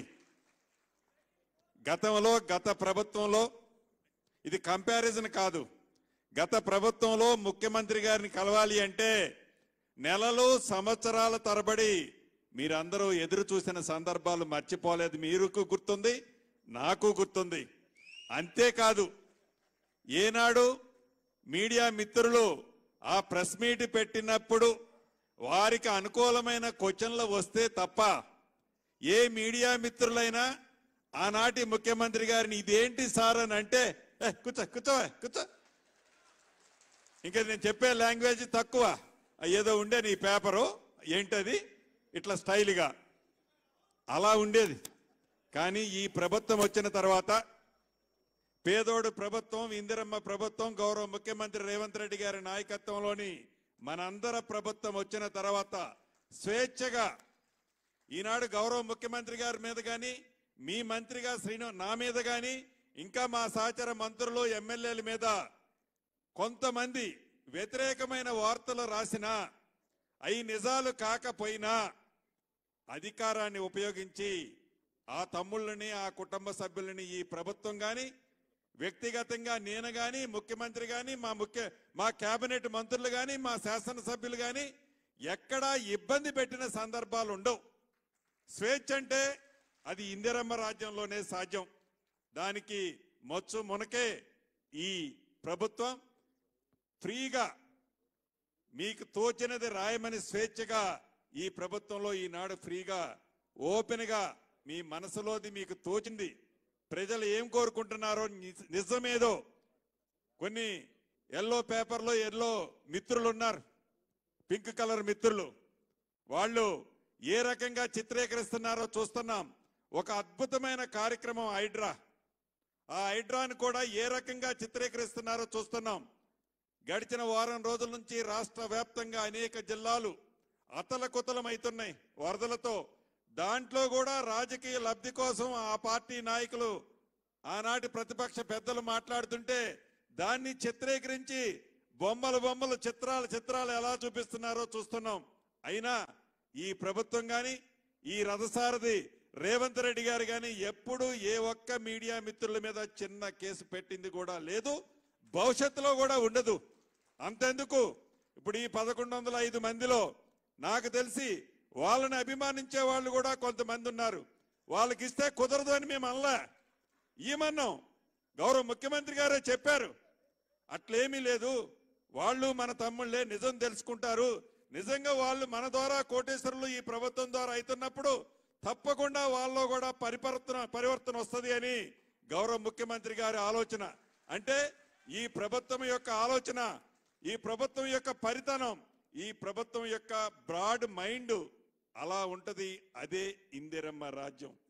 నిజంగా ఇది ఒక వారం రోజుల క్రితమే జరగాల్సి ఉండే, ఆనాడు కొన్ని అనివార్య కారణాల వల్ల పోస్ట్ పోన్ చేసి మళ్ళీ ఈ రోజు పెట్టుకున్నాం. ఈ రోజు కూడా ఉదయం 11 గంటలకే జరగాలి. కానీ రాత్రి మళ్ళీ వర్షాలు ఉధృతమైన సందర్భంగా గౌరవ ముఖ్యమంత్రి గారి సూచనల మేరకు మళ్ళీ నేను జిల్లాకి వెళ్లాల్సి వచ్చింది. జిల్లాలోకి వెళ్తే మళ్ళా హెలికాప్టర్ పంపించి లేట్ అవుతుంది సీనన్న, నువ్వు వచ్చే ఏమంటే ఎట్టి పరిస్థితుల్లో ఈరోజు జరపాలి అని చెప్పారు. 3 గంటలుగా 3ంటికి అన్నారు. లేట్ అయినందుకు నా మీడియా కుటుంబ సభ్యులందరినీ మన్నించవలసిందిగా మనస్ఫూర్తిగా కోరుతున్నా. ఈరోజు యావత్ తెలంగాణ రాష్ట్రంలో వరదల ఉధృతితో అతలకుతలమవుతుంది రాష్ట్రం. ఈ రాష్ట్రాన్ని తప్పకుండా ఈ రాష్ట్ర ప్రజలని పేదవాళ్ళకి అండగా మాతో పాటు మీరు కూడా పూర్తి సహకారం ఉండాలని కూడా మిమ్మల్ని వేదిక మీద నుంచి మనస్ఫూర్తిగా కోరుతున్నా. ఇంతేకాదు భవిష్యత్తులో కూడా నిజంగా పేదవాళ్ళు ఏ ప్రభుత్వాన్ని అయితే కోరుకున్నారో, పేదవాళ్ళు ఏమి కావాలనుకొని ఈ ఇందిరమ్మ రాజ్యాన్ని తెచ్చుకున్నారో ఆ దిశగా గౌరవ ముఖ్యమంత్రి గారు ఈరోజు తీసుకునే అనేక మంచి నిర్ణయాలు, అది మూసీ ప్రక్షాళనే కావచ్చు, 4th సిటీయే కావచ్చు, టౌన్లో డెవలప్మెంట్సే కావచ్చు, రైతులకి రుణమాఫీ, నిజంగా 31,000 కోట్లు ఈనాడు ఈ ప్రభుత్వం ఇచ్చే పరిస్థితిలో లేదు. నిజం చెప్పుకోవాలంటే అది కేవలం గౌరవ ముఖ్యమంత్రి గారు మొంకి పట్టు పెట్టారు. ఏది ఏమైనా రైతన్నలకు అండగా ఉండాలి, రైతన్నను కాపాడుకోవాలి. రైతన్న లేకపోతే మనందరం జీవించడమే కష్టమో ఒక రైతుగా నాకు తెలుసు అని అనేక ఇబ్బందులు పడి సుమారు 18,000 కోట్లు పైగా ఈనాడు ఈ ప్రభుత్వం రైతన్నల ఖాతాలో జమ చేసింది. ఇంకా 12,500-13,000 కోట్లు కూడా ఇవ్వాలి. ఇచ్చే ప్రాసెస్లో ఏవైతే ఉన్నాయో వాటన్నిటినీ సవరించి ఏదైతే 2 లక్షల పైన అమౌంట్ని రైతన్నలు కట్టిన తర్వాత మనం వేస్తేనే ఆ బ్యాంకర్ తిరిగి వాళ్ళకి చెల్లిస్తారని ఇలా ఆ డబ్బు కూడా వేసే కార్యక్రమాన్ని యుద్ధ ప్రాతిపదిక మీద ఈ ప్రభుత్వం గౌరవ ముఖ్యమంత్రి రేవంత్ రెడ్డి గారి చేతులతో చేపట్టింది. దీన్ని కూడా ఒక రాజకీయం. చివరికి వరదలు ఖమ్మం వచ్చారు. ఖమ్మం వచ్చినప్పుడు ఇక్కడున్న మీడియా మిత్రులందరికీ తెలుసు, దాని మీద కూడా వెనక పెద్దోళ్ళు చెప్తుండేది శవాల మీద చిల్లరేరుకునే రాజకీయాలు అని. వరదల్లో కూడా బురద రాజకీయాలు చేస్తూ ఈ ప్రభుత్వాన్ని చిన్నబుచ్చే విధంగా ఈ ప్రభుత్వం చేస్తున్న మంచితనాన్ని ఆ బురదలో పెట్టాలని వాళ్ళు పగటి కలలకు అంటుంటే ప్రజలు ప్రతిదీ గమనిస్తున్నారు, ప్రతిదీ చూస్తున్నారు. 2 సార్లు కర్రు గాల్చి వాదపెట్టినా ఇంకా వాళ్ళకి జ్ఞానోదయం కాలే. నిన్న మొన్న కేంద్ర ప్రభుత్వం నుంచి మంత్రులు వచ్చారు. ఇంతకుముందు కూడా కిషన్ రెడ్డి గారు నేను కలిసే వచ్చాం. అంటే గౌరవ ముఖ్యమంత్రి గారు ఆనాటి ఇప్పుడు ప్రధానమంత్రి గారు తెలంగాణ రాష్ట్రానికి వస్తే పోయి ఈ రాష్ట్ర పరిస్థితి యథార్థం ఏంటో చెప్పి ఈ రాష్ట్రానికి కేంద్రం నుంచి ఏం కావాలని అడిగితే దాన్ని పెద్దన్న పాత్ర పోషించమని అడిగితే బడే బాయ్ చోటే బాయ్ అని దానికి కూడా రంకు కట్టారు. అంటే ఎంత దౌర్భాగ్యమైన ఆలోచన ఆనాడు ప్రతిపక్షానికి ఉండేది. చివరికి వాళ్ళు మీడియా మిత్రుల మీద కూడా ఎలా ఉక్కు పాదం పెట్టాలని చూశారో మీకు తెలియంది కాదు. చివరగా నేను చెప్పదలుచుకుంది, గౌరవ ముఖ్యమంత్రి గారు ఇప్పుడు సుమారు 38 ఎకరాలు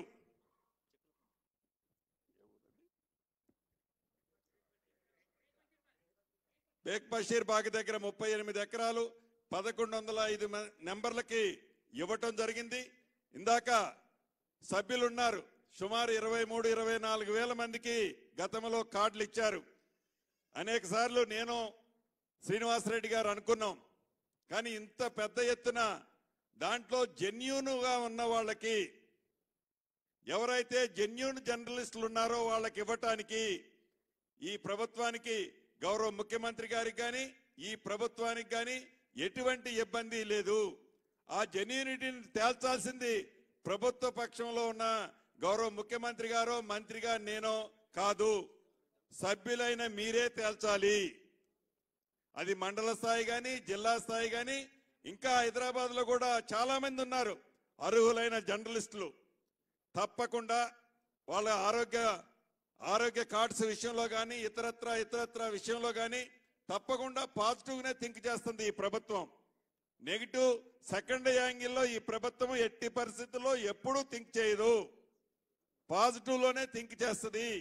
కానీ అది జెన్యూనిటీ ఉంటేనే చేయగలుగుద్ది. దాన్ని గమనించి మీలో మీరే ఎవరు జెన్యూన్ అనేది లిస్ట్ ఫైనల్ చేస్తే మరొక్కసారి కూడా తప్పకుండా ఇదేమీ ఫైనల్ కాదు, ఇది స్టార్టింగ్ మాత్రమే. ఆనాడు కాంగ్రెస్ ముఖ్యమంత్రిగా దివంగత నేత వైఎస్ రాజశేఖర రెడ్డి గారి టైంలో ఇచ్చాం. మళ్ళీ కాంగ్రెస్ ప్రభుత్వం వచ్చిన తర్వాత ఈనాడు గౌరవ ముఖ్యమంత్రి రేవంత్ రెడ్డి గారి నాయకత్వంలో ఇస్తున్నాం. భవిష్యత్తులో రాబోయే ఈ 4 సంవత్సరాల 3 నెలల్లో కూడా ఇంకా చాలా మందికి ఇవ్వాల్సిన వాళ్ళు ఉన్నారు, వేలాది మంది ఉంటారు. డెఫినెట్ గా ఇస్తాం, ఇచ్చే దాంట్లో వెనక్కిపోయేది లేదు. కానీ ఆ జెన్యూనిటీ అనేది ముఖ్యం. దాన్ని తప్పకుండా మీరే ఫైనల్ చేసి, ఇందాక అధ్యక్షులు మీ చైర్మన్ గారు చెప్పినట్లు మీరే ఒక కమిటీని కాన్స్టిట్యూట్ చేద్దాం. దాంట్లో జెన్యూనిటీ నామ్స్ మీరు ఫైనల్ చేసి ఆ పద్ధతిలో చేసిన తర్వాత అర్హులైన వాళ్ళకి అన్ని రకాలుగా గౌరవ ముఖ్యమంత్రి రేవంత్ రెడ్డి గారి నాయకత్వంలోని ఈ ఇందిరమ్మ ప్రభుత్వం మీకు అండదండలుగా ఉంటుందని మరొక్కసారి మనస్ఫూర్తిగా గౌరవ ముఖ్యమంత్రి గారికి అభినందనలు, కృతజ్ఞతలు తెలుపుతూ ఆల్ ది బెస్ట్ మీ అందరికీ చెప్తూ సెలవు తీసుకుంటున్నాను. Thank you very much. గౌరవ మంత్రివర్యుల సందేశానికి ధన్యవాదాలు. దురదృష్టవశాత్తు ఫ్యామిలీ బ్రెడ్ విన్నర్ కుటుంబ పెద్ద దూరమైతే ప్రభుత్వ పెద్దగా నేనున్నాను అంటూ ముఖ్యమంత్రి గారు అందిస్తున్న ఆర్థిక సాయం, స్వర్గీయులైన పాత్రికేయ కుటుంబాలకు ₹1,00,000 ఆర్థిక సహాయం. ఇప్పుడు నూనె సత్యవతి గారు, మహబూబాబాద్. నూనె సత్యవతి గారు, తర్వాత బ్యాగరి లక్ష్మి గారు నారాయణపేట, సత్యవతి గారు వారి కుటుంబ పెద్ద సూర్య పత్రిక సేవలు అందించారు. బ్యాగరి లక్ష్మి గారు వార్త. ఆ తర్వాత ములుగు జిల్లా ఆళ్ల వరలక్ష్మి సాక్షి, ములుగు ఆళ్ల వరలక్ష్మి. తర్వాత మండలి లక్ష్మి మన తెలంగాణ కామారెడ్డి, మండలి లక్ష్మి గారు మన తెలంగాణ కామారెడ్డి. తర్వాత సానా సుమలత గారు BCN న్యూస్ హైదరాబాద్, అమ్మ సుమలతమ్మ. Naseerunnisa Begum metro evening Mahabub Nagar.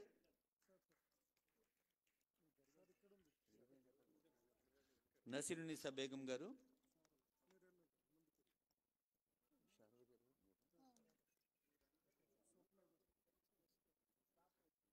₹1,00,000 ఆర్థిక సాయంతో పాటు మరి మన మీడియా అకాడమీ చైర్మన్ గారు గుర్తు చేస్తున్నారు, ప్రతి నెల ₹3,000 పెన్షన్ కూడా ఇస్తోంది ప్రభుత్వం. అలాగే 2 పిల్లలకు ₹1,000 చొప్పున ట్యూషన్ ఫీజు కూడా అందజేస్తోంది. నసీరునిసా బేగం గారు అందుకుంటున్నారు ఆర్థిక సాయాన్ని. తర్వాత CH శారద గారు సూర్య పత్రిక భద్రాద్రి కొత్తగూడెం.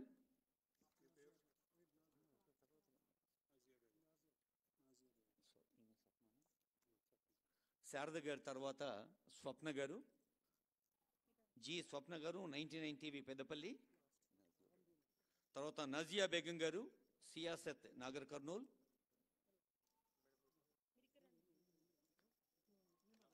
ఆ తర్వాత వీణ గారు మనం భూపాలపల్లి. నిజానికి ఒక కుటుంబ పెద్దను, కుటుంబానికి ఆధారంగా ఉన్న వ్యక్తిని కోల్పోవడం దుఃఖం, అది తీర్చలేని లోటు. కానీ మరి ప్రభుత్వం ఇలా ఆర్థిక సాయంతో పెన్షన్తో ముందుకొచ్చింది. అందుకు ఇప్పుడు అందరూ ఎదురు చూస్తున్న శుభ సందర్భం. ఇందాక అందరి సందేశాల్లో కూడా విన్నాం, ఎన్నాళ్ల నిరీక్షణ ఫలిస్తోంది. మరి కళ్ళు ఆనందంతో కాంతి విరిసే సందర్భం. ఆనరబుల్ ముఖ్యమంత్రి గారి చేతుల మీదుగా 38 ఎకరాల Jawahar Lal Nehru journalist housing society, తొలి ప్రధాని పేరిట ఏర్పడ్డటువంటి హౌసింగ్ సొసైటీ ప్రభుత్వ ఉత్తర్వది భూమి స్వాధీన ఉత్తర్వు. ఇందులో JNJHS గౌరవ అధ్యక్షులు బి కిరణ్ కుమార్ గారు, గౌరవ ఉపాధ్యక్షులు రవికాంత్ రెడ్డి గారు, గౌరవ కార్యదర్శి వంశీ శ్రీనివాస్ గారు, డైరెక్టర్ రమణారావు గారు, అశోక్ రెడ్డి గారు, ఇంకా ఎందరో వారు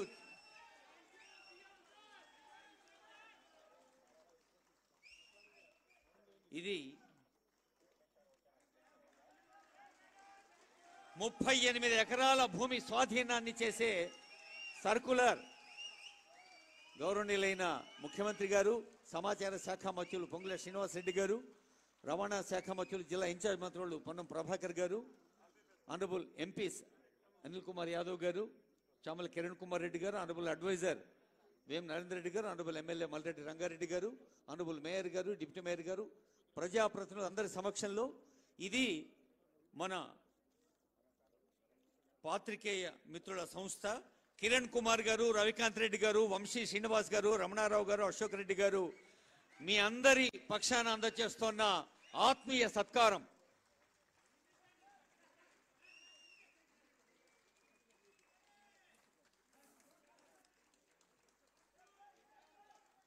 ఏమండి చప్పట్లకు పోటీ పెడదాం. బంగ్లా నుంచి ఎక్కువ వస్తాయా చప్పట్లు, కింద నుంచి ఎక్కువ వస్తాయా?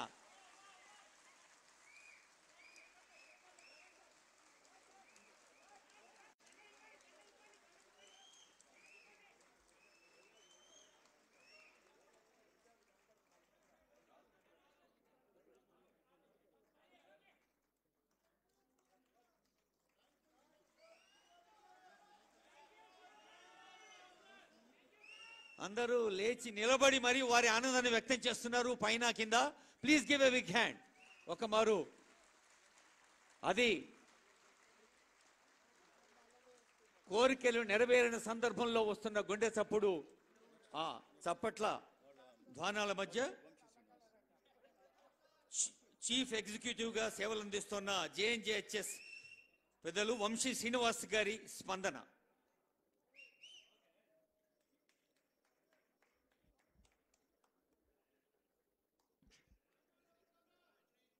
గత 20 సంవత్సరాలుగా ఈ క్షణం కోసం మనం ఎదురు చూస్తున్నాం. ఈ క్షణాన్ని మనకి అందించినటువంటి కేవలం జర్నలిస్టులే కాకుండా తెలంగాణ ప్రజలందరికీ కూడా వాళ్ళ ఆకాంక్షలు నెరవేరుస్తున్నటువంటి ప్రజాప్రభుత్వం అధినేత ముఖ్యమంత్రి శ్రీ రేవంత్ రెడ్డి గారికి,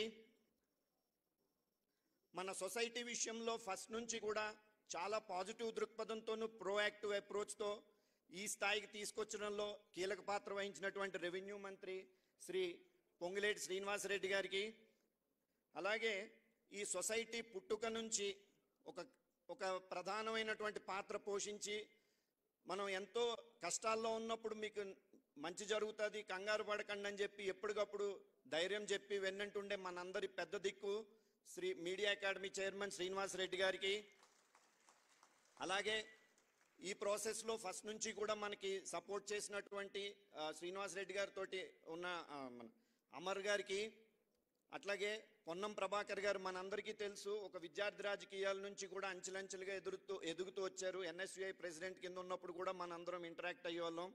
పొన్నం ప్రభాకర్ గారికి, ఇతర ప్రజాప్రతినిధులందరికీ నా నమస్కారం. మా సొసైటీ కుటుంబ సభ్యులందరి తరఫున కూడా మీకు కృతజ్ఞతలు తెలియజేసుకుంటున్నాను. ఒక్క 2 నిమిషాల్లో నేను I try to express my views and my societies views అండి. మనం ఇక్కడున్న జర్నలిస్టులో అనేక మంది కనీసం మినిమం ఎక్స్పీరియన్స్ 20 ఏళ్ళు సార్, 30 ఏళ్ళు 40 ఏళ్ళు వాళ్ళు కూడా ఉన్నారు. ఎంతోమంది ముఖ్యమంత్రులను చూసిన మేము కవర్ చేసినటువంటి ఆపర్చునిటీ ఉండే అప్పుడు. అయితే 2 రకాలుగా ముఖ్యమంత్రుల్ని మేము మాట్లాడుకున్నప్పుడు మేము డివైడ్ చేసుకుంటాము. ఒక ముఖ్యమంత్రి పదవి దొరికినందుకు అవతల వ్యక్తికి నేను ఏదన్నా సాయం చేస్తే నాకేంటి బెనిఫిట్ అని చూసుకున్న వాళ్ళు ఎక్కువ మంది అయితే గనక, ముఖ్యమంత్రి పదవి అవకాశంగా తీసుకుని మనం ఎదుటి వాళ్ళకి ఏమన్నా ఏం మేలు చేయగలుగుతాం మనకి ఈ అవకాశం వచ్చింది అనుకున్న వాళ్ళు ఇద్దరు ముఖ్యమంత్రులు మాకు.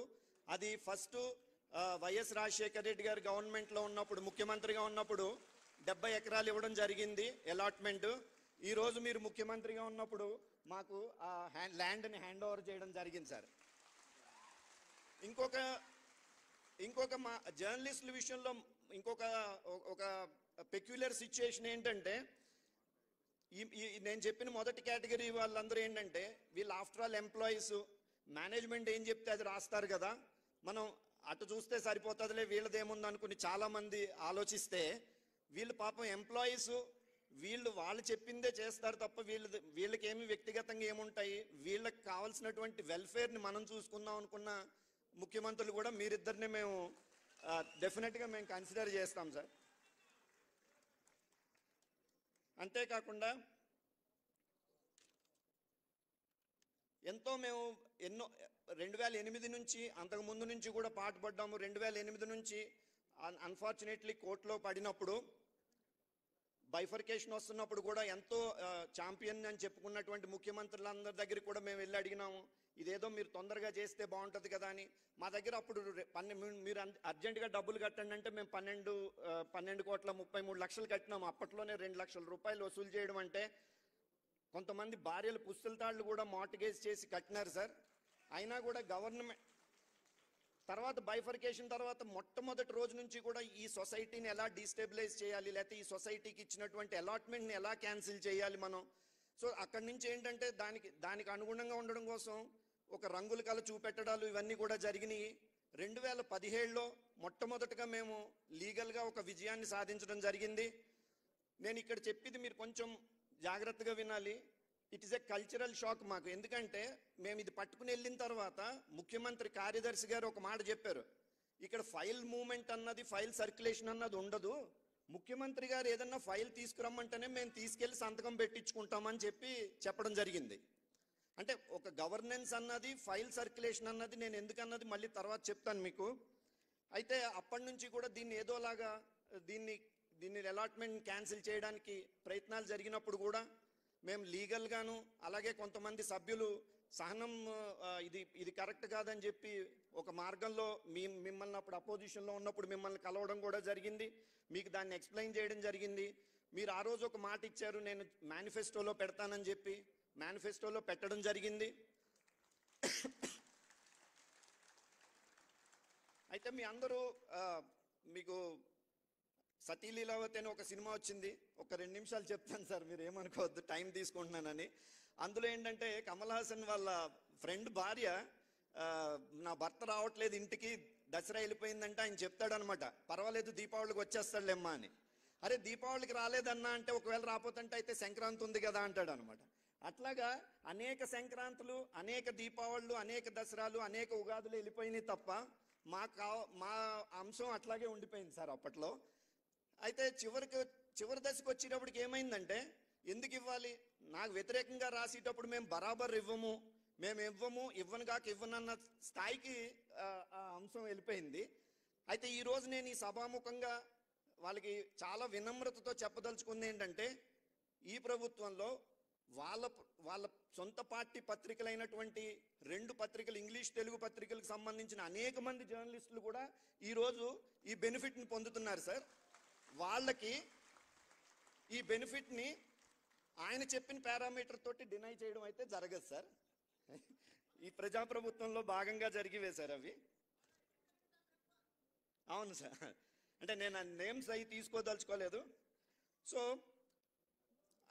ఆ తర్వాత ఎన్నికలు మనకి ప్రజాప్రభుత్వం ఏర్పడిన తర్వాత, అంటే ఒక నాయకుడు ఒక సమస్యను నేను పరిష్కరించాలన్న ఒక ఇంటెన్షన్ ఉంటే మార్గం అదే దొరుకుతుంది.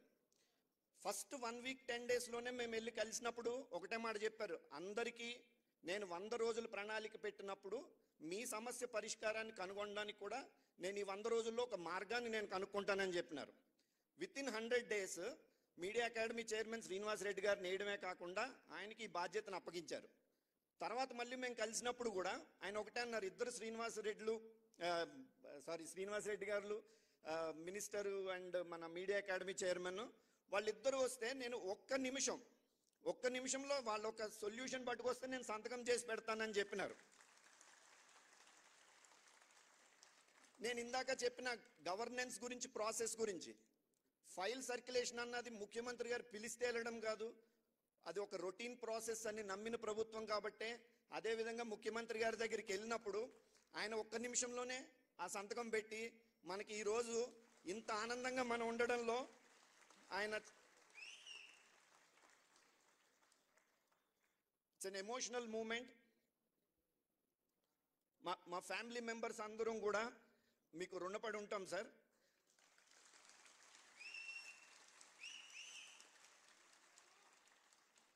అయితే ఆఖరిగా సార్ మీకు తెలుసు 2008లో మేము డబ్బులు కట్టిన తర్వాత ఒక డెవలప్మెంట్ చేయాలంటే లేఅవుట్కి అయ్యి ఖర్చు ఎంత ఉంటుందో 16 ఏళ్ళు దాటింది కాబట్టి ఈరోజు ఎంత ఉంటుంది అన్నది మీకు అంటే మేము మీకు ఎక్స్ప్లెయిన్ చేయాల్సిన ఇది కాదు.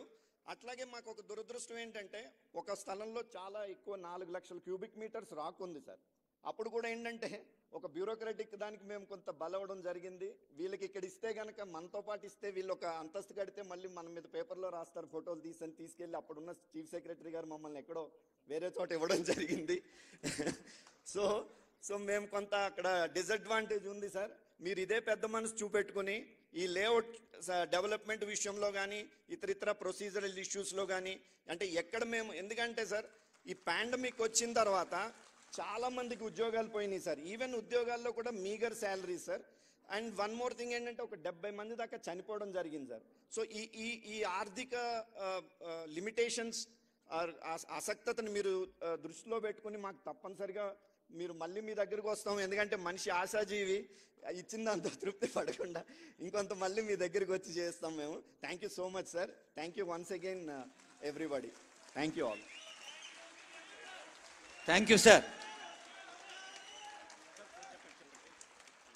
సంకల్ప శుద్ధి ఉంటే సంకల్ప సిద్ధి సాధ్యమవుతుంది అని నిరూపిస్తున్నారు ప్రతిరోజు, ప్రతి గంట, ప్రతి పూట. Education, sports, tourism, agriculture, industrialisation, IT, artificial intelligence, subject ఏదైనా ముఖ్యమంత్రి గారు ఎప్పుడు అనే మాట ఒకటే, ఫోకస్ ఫోకస్. తమదైన దృష్టి కేంద్రీకరణతో, జనబాహుళ్య అభిప్రాయ సాంద్రీకరణతో సాగుతున్న ఆనరబుల్ సీఎం రేవంత్ రెడ్డి గారి సందేశం. 3 రంగుల జెండా బట్టి సింగమోలే కదిలినాడు ఒక్కరో కాంగ్రెస్ సూర్యుడు. మన రేవంత్ అన్న నిగ్గదీసి అడిగే మునగాడు. వీడు భూమిన వానైతాడు, బీద సాదల ధైర్యం వీడు, దొంగ దొరల భరతం పడతాడు. మన రేవంత్ అన్న పేద ఇంటికి పండుగ తెస్తాడు. సోనియమ్మ దివెనతోని రాహులన్న సైనికుడై.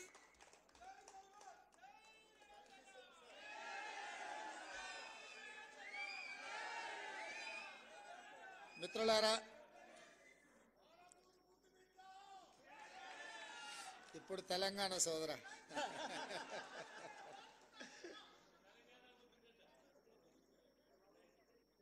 జవహర్ లాల్ నెహ్రూ జర్నలిస్ట్ సొసైటీ ఆధ్వర్యంలో ఆనాడు డాక్టర్ వైఎస్ రాజశేఖర రెడ్డి గారు ఈ సమాజానికి పట్టిన రుగ్మతలను, అనుభవిస్తున్న సమస్యలను పరిష్కరించే డాక్టర్లుగా జర్నలిస్టులను గుర్తించి సమాజానికి చికిత్స చేసే డాక్టర్లు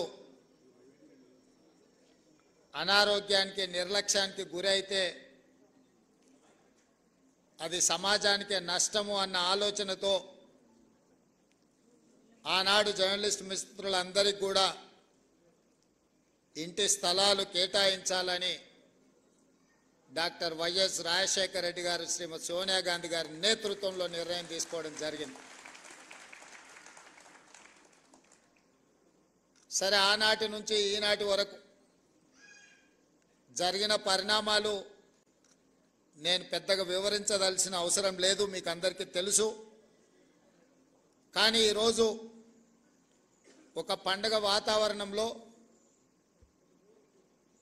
1100 మంది జర్నలిస్టు కుటుంబ సభ్యుల సమక్షంలో నిలబడి ఈ సమస్యకు శాశ్వత పరిష్కారం చూపించిన సహచార మంత్రివర్గ సభ్యులు పొంగులేటి శ్రీనివాసరెడ్డి గారు,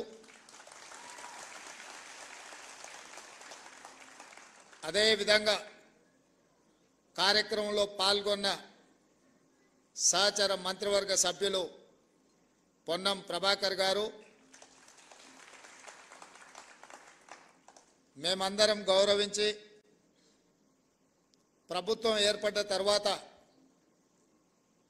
నేను తెలంగాణ రాష్ట్రానికి ముఖ్యమంత్రి కావాలని ఎంత బలంగా అనుకున్నానో, ప్రెస్ అకాడమీ చైర్మన్గా శ్రీనివాసరెడ్డి గారిని కూడా నియమించాలని అంతే బలంగా నేను ఆనాడు భావించిన. ప్రెస్ అకాడమీ చైర్మన్గా పెద్దలు శ్రీనివాసరెడ్డి గారు ఈనాడు ఈ కార్యక్రమాన్ని ఏర్పాటు చేసి ఇందులో పార్లమెంట్ సభ్యులు చామల కిరణ్ రెడ్డి గారు, శాసన సభ్యులు మల్రెడ్డి రంగారెడ్డి గారు, వేం నరేందర్ రెడ్డి గారు, నగర ప్రథమ పౌరురాలు గద్వాల విజయలక్ష్మి గారు, అదేవిధంగా డిప్యూటీ మేయర్ శ్రీలత గారు, ఐఎన్పిఆర్ కమిషనర్ హనుమంతరావు గారు, సోదరులు పాత్రికేయ మిత్రులు దేవులపల్లి అమర్ గారు, వేదిక మీద ఉన్న పెద్దలు, తెలంగాణ సమాజానికి ప్రతినిధులుగా ఉన్న జర్నలిస్టు కుటుంబ సభ్యులందరికీ కూడా ఈ సందర్భంగా అభినందనలు తెలియజేస్తున్నాను. ప్రతి సమస్యకు ఏదో ఒక పరిష్కారం ఉంటుంది. పరిష్కారం గొప్పగా ఉండొచ్చు, పరిష్కారం మామూలుగా ఉండొచ్చు. కానీ పరిష్కరించవలసిన వ్యక్తులు బాధ్యతాయుతంగా వ్యవహరించినప్పుడే ఆ సమస్యకు పరిష్కారం దొరుకుతుందని చెప్పి నేను బలంగా నమ్ముతాను. ఉమ్మడి రాష్ట్రంలో తెలంగాణ రాష్ట్ర ఏర్పాటు అనేది ఒక పెద్ద సమస్య, జటిలమైన సమస్య, చిక్కుముడి లాంటి సమస్య. అంత జటిలమైన చిక్కుముడి లాంటి సమస్యకే కాంగ్రెస్ పార్టీ పరిష్కారం చూపించి తెలంగాణ రాష్ట్రాన్ని ఏర్పాటు చేసింది. మరి పండిట్ జవహర్లాల్ నెహ్రూ గారి పేరు మీద ఏర్పాటు చేసిన ఈ సంఘము, ఈ భూ కేటాయింపు పండిట్ జవహర్లాల్ నెహ్రూ వారసులుగా శ్రీమతి సోనియా గాంధీ గారి ప్రతినిధులుగా ఈ సమస్యను పరిష్కరించడం మా బాధ్యత అని మేము భావించి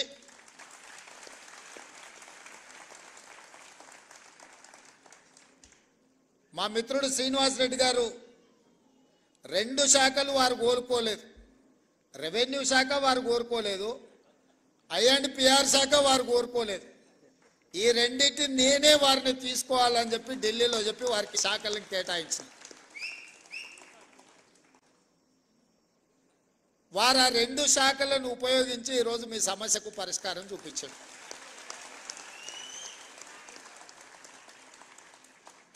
నా దగ్గరికి వంశీ, రవికాంత్ ఇతర మిత్రులు వచ్చి 2-3 సార్లు నన్ను అడిగితే నేను చెప్పిన, పైనుంచి ఆదేశాలు ఉండవు. ప్రభుత్వం నడవడానికి ఒక ప్రాసెస్ ఉంటుంది, ఒక విధానం ఉంటుంది. ఆ విధానంలో ఆ సమస్యకు సంబంధించిన ఫైలు ఏ విధంగా ముఖ్యమంత్రి కార్యాలయానికి రావాలనో ఆ విధంగా ఫుల్ షేప్తోని ముఖ్యమంత్రి కార్యాలయానికి ఫైల్ వచ్చిన మరుక్షణం ఇక్కడ మీకు సంబంధించిన సమస్యకు పరిష్కారం దొరుకుతుందని వారికి చెప్పిన, ఆ విధంగా ఫైల్ని బిల్డప్ చేసి ముందుకు తీసుకురండి అని చీఫ్ సెక్రటరీ గారి నుంచి మంత్రి గారి వరకు సూచన చేసిన. ఈ ఫైల్ ప్రాసెస్లో మీకు తెలుసు, ఈ ప్రాసెస్లో అమలు చేసేటప్పుడు కొంత సమయం పడుతుంది. ఆ ప్రాసెస్లో జరిగిన డిలేనే కానీ నిర్ణయం తీసుకోవడానికి ఈ ప్రభుత్వానికి శశబిశలు లేవు. స్పష్టంగా ఫైల్ వచ్చిన మరుక్షణం, ఎందుకంటే ప్రాసెస్లో ఏదైనా తప్పిదం జరిగితే మళ్ళీ ఎవరైనా కోర్టుకు వెళ్ళిందంటే ఇప్పటికే 73 మంది ఈ నిజాన్ని చూడకముందే వారు కన్ను మూసింది. ఇంకా చాలామందికి ఇలాంటి నష్టం జరగకూడదు, మీ సమస్యకు శాశ్వత పరిష్కారం చూపించాలన్న ఆలోచనతోనే మా ప్రభుత్వం శాశ్వతమైన పరిష్కారాన్ని ఈరోజు మీకు అందరికీ చూపించడం జరిగింది. అదేవిధంగా కొన్ని అంశాలు నేనే ప్రస్తావిస్తాము, ఎందుకంటే మీ ముందు కొన్ని అంశాలను ప్రస్తావిస్తే నచ్చినా నచ్చకపోయినా వాటికి ఏమైనా పరిష్కారం దొరుకుతుందేమో అని నేను అనుకున్నా. కానీ పెద్దలు శ్రీనివాసరెడ్డి గారి అనుభవము మమ్మల్ని ఏమీ చెప్పకుండానే నియంత్రించడానికి వారే చాలా విషయాలు ప్రస్తావించి మీ ముందు పెట్టి, జర్నలిస్ట్ అంటే ఏ విధంగా ఉండాలి, ఏ విధంగా ఉంటే ఆ వృత్తి యొక్క గౌరవం పెరుగుతుందో పెద్దలు శ్రీనివాసరెడ్డి గారు మీకు వివరించడం జరిగింది. వారు ఏ అభిప్రాయం అయితే వెలిబుచ్చిందో నేను కొత్తగా చెప్పడానికి కొత్తగా మీకు విజ్ఞప్తి చేయడానికి ఏమీ మిగలలేదు. వారు ఏ అభిప్రాయం అయితే వెలిబుచ్చిందో మా జర్నలిస్టు మిత్రులకు నా సూచన, ఆ అభిప్రాయంతో మీరు ఏకీభవించి దీన్ని ప్రక్షాళన వైపు మనం అందరం వెళ్లాల్సిన అవసరం ఉన్నది. వృత్తిపరమైన గౌరవం ఎవరు పెంచరు. వృత్తిపరమైన గౌరవాన్ని మనకు మనమే పెంచుకోవాలి. రాజకీయ వృత్తిని సమాజం చాలా చిన్నచూపు చూసే పరిస్థితి వచ్చింది. ఎందుకంటే రాజకీయ నాయకులు, ప్రజాప్రతినిధులు వాళ్ళ అవసరానికి, వాళ్ళ స్వార్థానికి, లేకపోతే వాళ్ళు బంధుమిత్రుల కోసమే పనిచేస్తారని చెప్పి ఒక రకమైన చర్చ ప్రజలలో ఉంది. దాన్ని తగ్గించడానికి వీలైతే అట్లాంటి చర్చనే లేకుండా చెయ్యాలన్న ప్రయత్నంలో భాగంగానే చాలా విషయాలలో పారదర్శకంగా ప్రజాభిప్రాయం మేరకు పాత్రికేయ మిత్రుల యొక్క ఆలోచన విధానాలు కూడా తెలుసుకొని మా ప్రభుత్వం ఈరోజు పనిచేస్తుంది.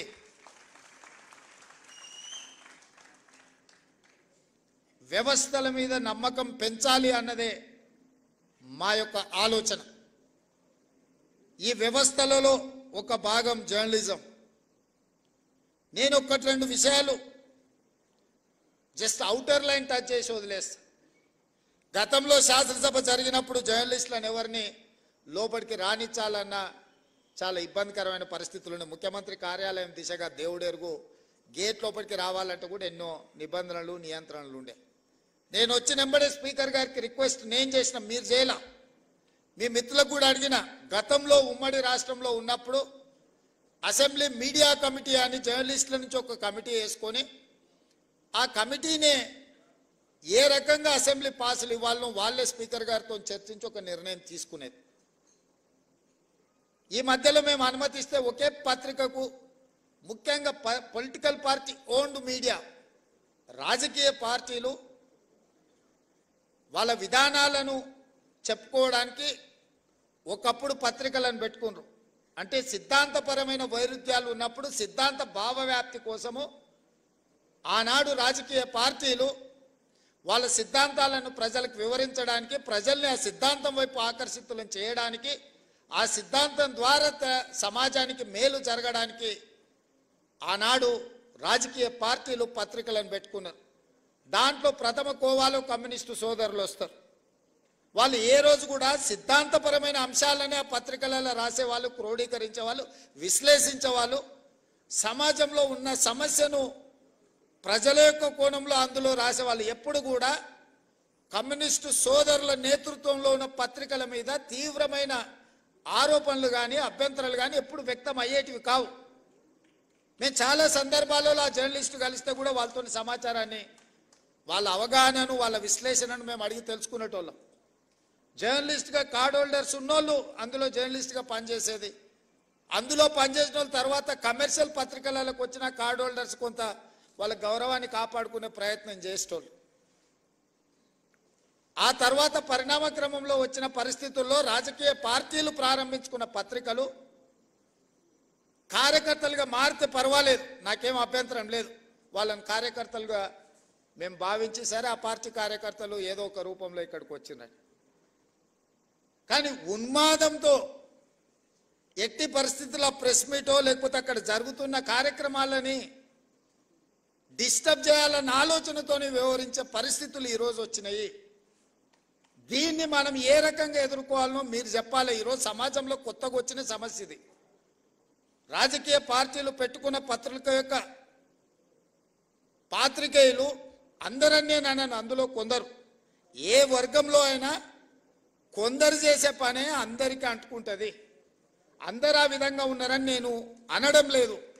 కానీ ఆ కొందరిని కూడా ఏ విధంగా మనం ఇవాళ నియంత్రించుకొని ముందుకు వెళ్ళాలనో, ఇవాళ పెద్దలందరూ ఇక్కడ ఉన్నారు. 20 ఏళ్ళు, 30 ఏళ్ళు, 40 ఏళ్ళు అనుభవజ్ఞులు ఉన్నోళ్ళు, జర్నలిజం పట్ల అవగాహన ఉన్నోళ్ళు. మా మాజీ పిసిసి అధ్యక్షులు, ప్రభుత్వ ప్రత్యేక సలహాదారు మా పెద్దలు కె కేశవ్ గారు కూడా మీ సామాజిక వర్గం నుంచి వచ్చినవాడు. ఇవాళ వాళ్ళ కూతురుగా మేయర్గా వారు ఇక్కడ ఉన్నారు. ఈరోజు నిజంగా మీరు ఆలోచన చేయండి. గతంలో సెక్రటేరియట్ ప్రజాప్రతినిధులుగా మేమే పోయేవాళ్ళం కాదు. ఇవాళ సెక్రటేరియట్లో ముఖ్యమంత్రి కార్యాలయానికి జర్నలిస్టులు వచ్చి కూర్చొని అది చిట్ చాట్ కావచ్చు, లేకపోతే ఇంకేదైనా విషయం కావచ్చు, లేదా పత్రికా సమావేశాలను కూడా సెక్రటేరియట్లో పెట్టి మిమ్మల్ని అందరినీ పిలిచి ప్రభుత్వం అధికారిక కార్యక్రమాలను అక్కడి నుంచి మీరు రాసే విధంగా ఈరోజు మా ప్రభుత్వంలో తీసుకొచ్చిన మార్పు, ఈ మార్పు మీకు చేరిందనే, ఈ మార్పును మీరు గుర్తించిందనే నేను భావిస్తున్నా. కానీ ఈ మార్పు సమాజానికి నష్టాన్ని, మా కష్టాన్ని తెచ్చేదిగా ఉండకూడదు. కొన్ని రాజకీయ పార్టీలకు సంబంధించిన పాత్రికేయ మిత్రులు, కొంతమంది మంత్రుల కార్యాలయాలు లేకపోతే ఇతర దగ్గర ఒకేసారిగా చాలామంది వచ్చి అక్కడ కూర్చొని అక్కడ ఉన్న జరగని వాటిని జరిగినట్టుగానో లేకపోతే జరిగితే బాగుంటుందని కొంతమందిని పాసులు ఇచ్చి తీసుకొచ్చి లోపలికి తీసుకొచ్చి అనవసరమైన రాద్ధాంతాలను సృష్టించే ప్రయత్నాలు చేస్తున్నారు. మరి ఇట్లాంటి వాటిని ఎట్లా నియంత్రించాలనో మీరే నిర్ణయించి మీరే వాటిని ఏదో ఒక రకంగా ఒక కొలిక్కి పట్టుకురావాలి. అసెంబ్లీలో పాసులు ఇచ్చినా కూడా అవసరానికి మించి వాళ్ళే వచ్చి ప్రెస్ మీట్ పెడితే కూడా గుర్తింపు పొందిన జర్నలిస్టులకు కుర్చీ దొరకదు. వాడు యూట్యూబ్ అంటాడు, వాడు ఆ ట్యూబ్ అంటాడు, వాడు యూట్యూబ్ అంటాడు, వాడు వచ్చి మొదటి సీట్లలో కూర్చుంటాడు.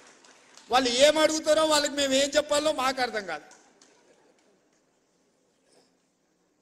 ఇది మాకే కాదు, మీకు కూడా. నాకు తెలిసి ఒకప్పుడు నేను చాలామంది జర్నలిస్ట్ మిత్రులు నాకు ఉన్నారు, సీనియర్ జర్నలిస్ట్ రాగానే లేచి కూర్చొచ్చి వీళ్ళు వెనక్కి పోయి కూర్చునేటోళ్ళు. మేము పత్రికా సమావేశం పెడితే కూడా ఒకవేళ డెస్క్ ఇన్ఛార్జీలు లేకపోతే మీ దాంట్లో సీనియర్ జర్నలిస్టులు వస్తే, వేరే సంస్థకి సంబంధించిన జర్నలిస్ట్ వస్తే కూడా లేచి జూనియర్స్ లేచి ముందు వరుస వాళ్ళకి ఇచ్చి వీళ్ళు వెనక్కి పోయేటోళ్ళు. ఇప్పుడు విపరీతం ఎట్లయిపోయిందని అంటే అసలు కంటే కొసరోళ్ళది ఎక్కువైపోయింది. ఎవరిది ఏ ట్యూబో తెలుస్తలేదు మాకు. ఇక ఆ ట్యూబ్లో ఎక్కడికంటే అక్కడికి వెళ్ళిపోయి ఏది పడితే అది మాట్లాడితే అక్కడ ఉన్న ప్రజలు ఏమన్నా అంటే చూసిరా జర్నలిస్టుల మీద దాడి అని. జర్నలిస్ట్ అనే పదానికి డెఫినేషన్ ఏందో మీరు డిసైడ్ చేయండి. మేము ఎవరిని జర్నలిస్ట్గా చూడాలో మీరు చెప్పండి.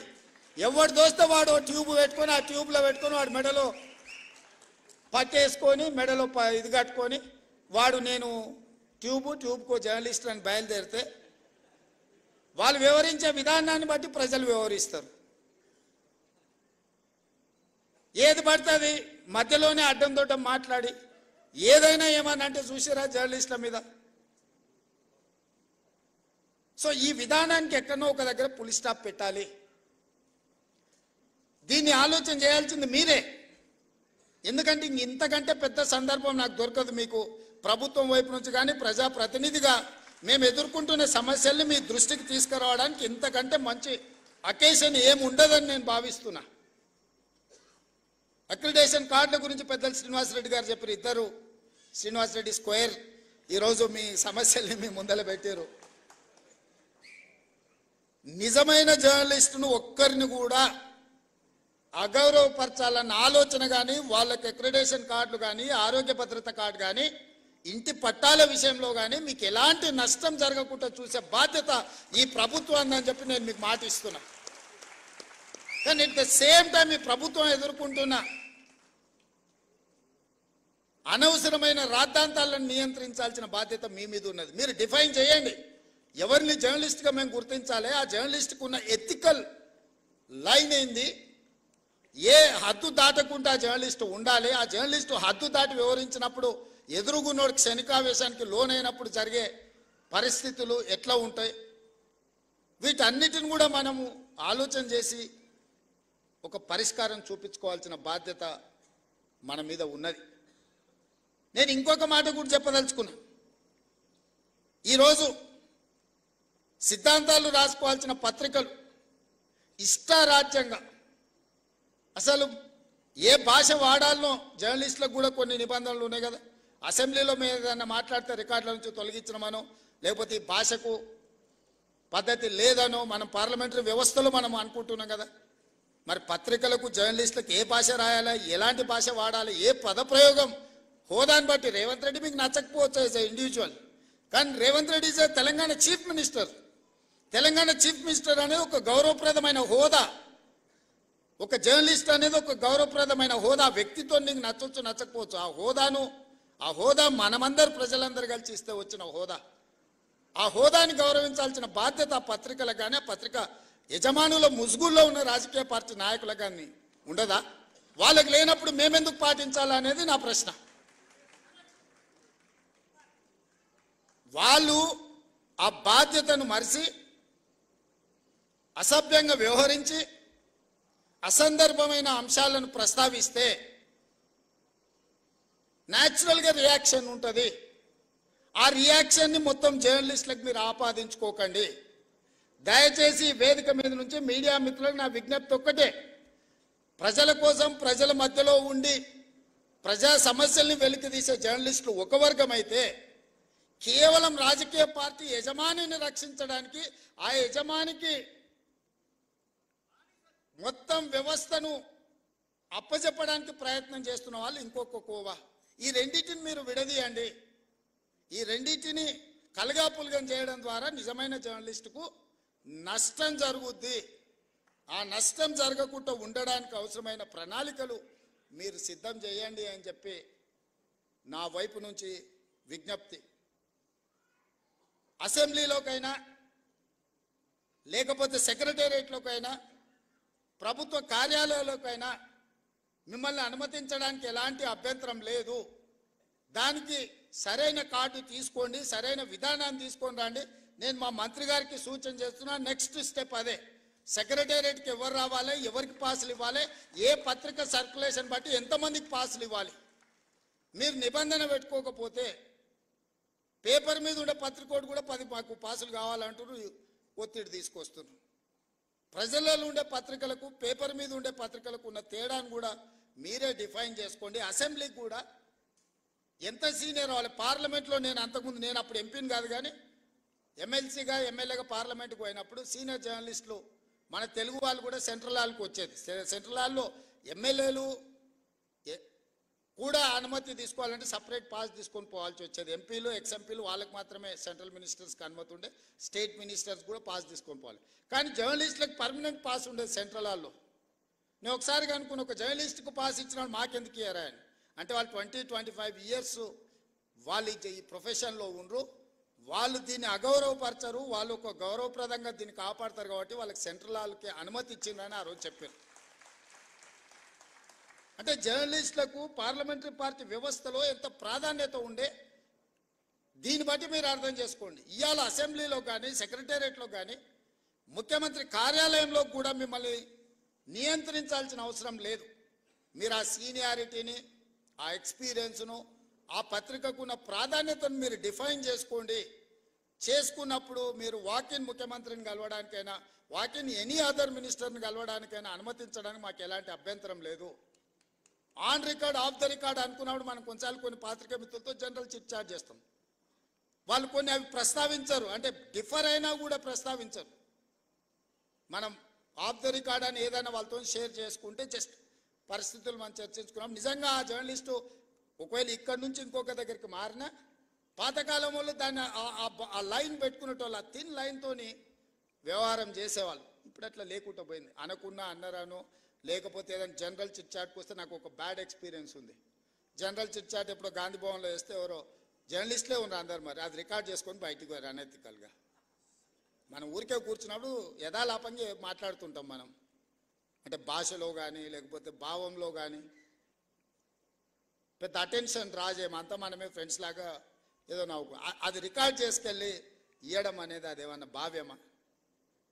దాంతోనే మీ ఎవరితోనే ఏమైనా మాట్లాడాలంటే ఉన్నంతసేపు జాగ్రత్తగా ఉండాల్సిన పరిస్థితి అట్లాంటి దాంట్లో వచ్చింది. మాకేం వేరే మిమ్మల్ని ఏదో దూరం పెట్టాలనో మీతో మాట్లాడొద్దని కాదు. ఎవరిని అకౌంటబుల్ ఫిక్స్ చేస్తాం నాకు తెలిసి ఎవరో కూడా, కానీ వాళ్ళని అన్నం అనుకో అది ఇంకొక చర్చకు దారితీస్తుంది.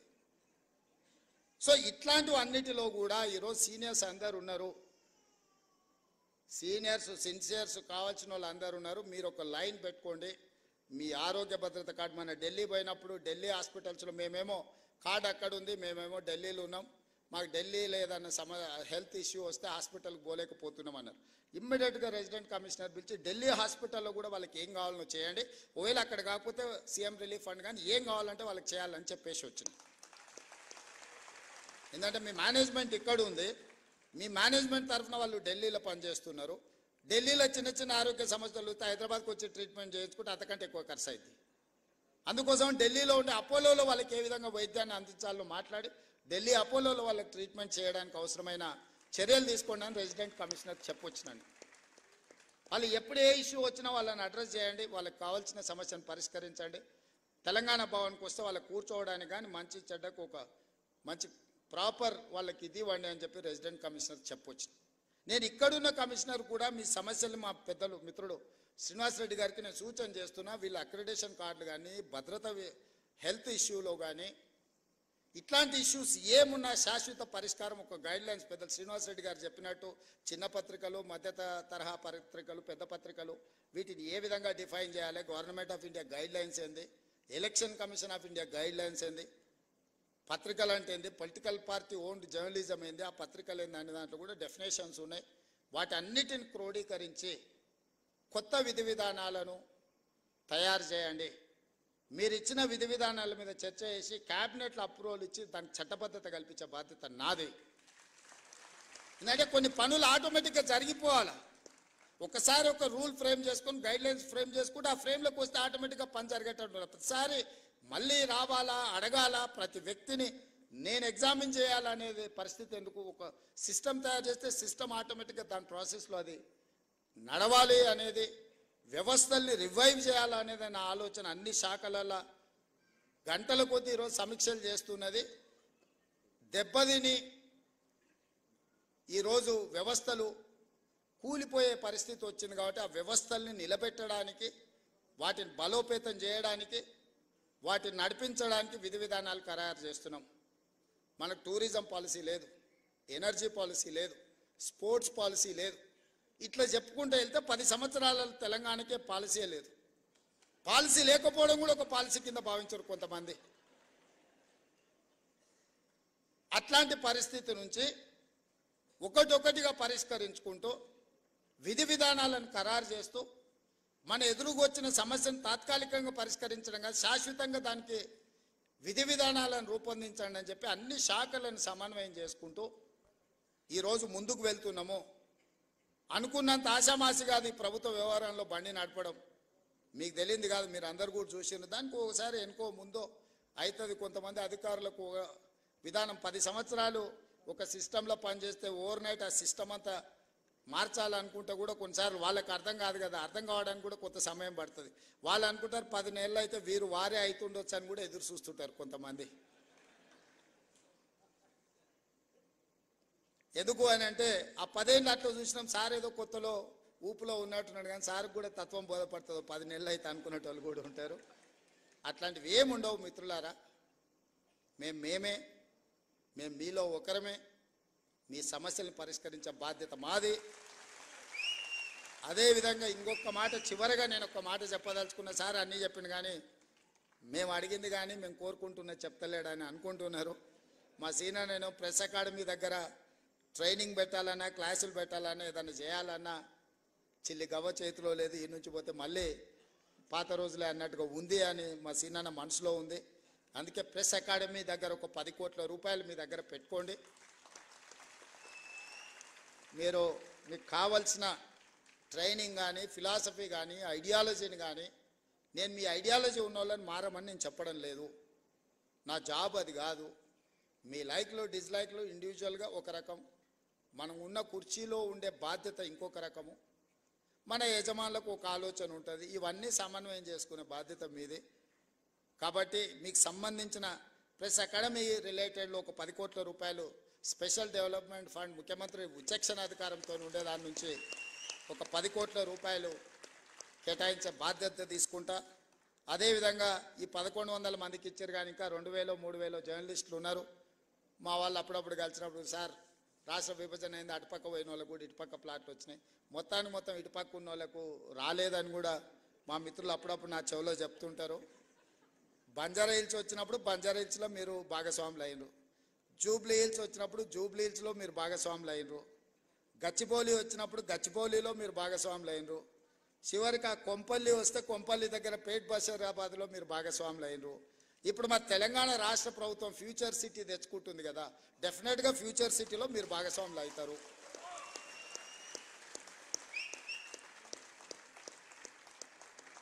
ఎవరైతే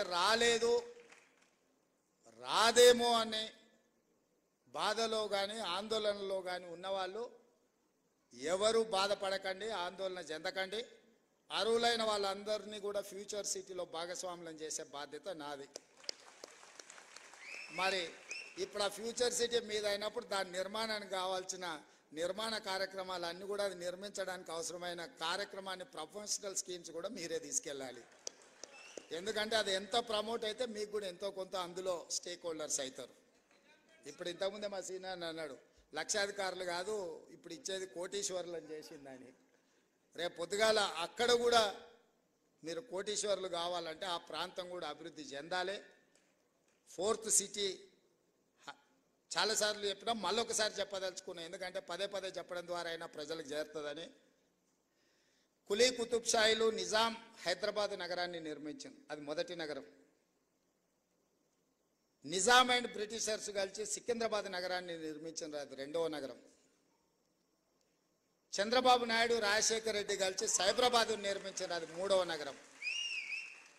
ఇప్పుడు మనందరం కలిసి నాలుగవ నగరం fourth city, that is called future city, అది మనందరం కలిసి నిర్మిద్దాం. మీరందరూ భాగస్వాములు అందులో. మీ అందరి తరఫున ప్రతినిధిగా నేను పనిచేస్తా. మనకు నాలుగో నగరం అవసరం ఉంది. భవిష్యత్ అవసరాలను దృష్టిలో పెట్టుకుని ఆ ఫ్యూచర్ సిటీలో అన్నీ ఉండే విధంగా, అన్నిట్లలో ఫోర్త్ ఎస్టేట్ అయిన జర్నలిస్టు లేకపోతే అది ఇన్కంప్లీట్ అవుతుంది. డెఫినెట్గా మిమ్మల్ని అందరిని కూడా అక్కడికి తీసుకెళ్లే బాధ్యత నాది. దాన్ని అద్భుతమైన నగరానికి ప్రపంచంలోనే పోటీ పడే నగరంగా తీర్చిదిద్దాల్సిన బాధ్యత మీది. మనం అందరం అనుకుంటే ఫోర్త్ సిటీని ఫ్యూచర్ సిటీని నిర్మించుకోవడం పెద్ద విషయం కాదు. 100% దాన్ని అద్భుతమైన నగరంగా నిర్మించుకుందాం. ఆ అద్భుతమైన నగరంలో మనం అందరం భాగస్వాములం అవుదాం. ఎవరెవరైతే రాని వాళ్ళు లేకపోతే మిగతా ఇష్యూస్ ఉన్నాయో, మా పొన్నం ప్రభాకర్ గారు పక్క నుంచి చిట్టి పంపిస్తున్నాడు. రూరల్లో ఉన్న వాళ్ళకి, మండల స్థాయిలో ఉన్న వాళ్ళకు కూడా, డిస్టిక్ లెవెల్లో ఉన్న వాళ్ళకు కూడా చేయాలి అని తప్పకుండా వాళ్ళకు కూడా చాలా వరకు ఇచ్చిండ్రు. ఇంకా ఇయ్యని వాళ్ళు ఏదైనా ఉంటే కూడా జిల్లాల నుంచి కూడా సమాచారం తెప్పించుకుంటాం. వాళ్ళందరినీ కూడా గౌరవప్రదంగా మీ వృత్తిలో మేము జర్నలిస్ట్ అని మీరు గౌరవంగా చెప్పుకునే విధంగా మీ అవసరాలను, మీ సమస్యల్ని పరిష్కరించడానికి ఈ ప్రభుత్వం పనిచేస్తుంది. చివరగా నా విజ్ఞప్తి ఒక్కటే, రాజకీయ నాయకులు, పాత్రికేయ మిత్రులు ఒకరినొకరిని గౌరవించుకున్నప్పుడు ఈ సమాజం మనల్ని గౌరవిస్తుంది. మేము మిమ్మల్ని కించపరిచినా, మీరు మమ్మల్ని కించపరిచినట్టు రాతలు రాసిన ఇది ఇరుపక్షాలకు నష్టము. మా వృత్తి ధర్మాన్ని మేము నెరవేరుస్తాం, మీ వృత్తి ధర్మాన్ని మీరు నెరవేర్చండి. తప్పకుండా మళ్ళీ మీ సమస్యల పరిష్కారం కోసం అదేవిధంగా ఒక కమిటీని ఏర్పాటు చేసి తర్వాత డీటెయిల్గా డిస్కషన్ చేయడానికి మా మిత్రుడు శ్రీనివాసరెడ్డి గారికి బాధ్యతలన్నీ అప్పచెప్తున్నా. వారితో కూర్చొని మాట్లాడుకొని ఈ శ్రీనివాసరెడ్డి గారి సహకారంతో, ఆ శ్రీనివాసరెడ్డి గారి నిర్ణయాలతోని మళ్ళీ ఫైల్ తీసుకొని రాండి. తప్పకుండా మీ అందరికీ మంచి జరుగుతుందని తెలియజేస్తూ మీ అందరి దగ్గర సెలవు తీసుకుంటున్నా. సీనాన్ అకాడమీ బిల్డింగ్ కంప్లీట్ అయింది, దీని ప్రారంభోత్సవం అంటుండు. డెఫినెట్గా ఏ కార్యక్రమం ఉన్నా నేను వస్తూనే ఉంటాను. భాస్కర్ గారు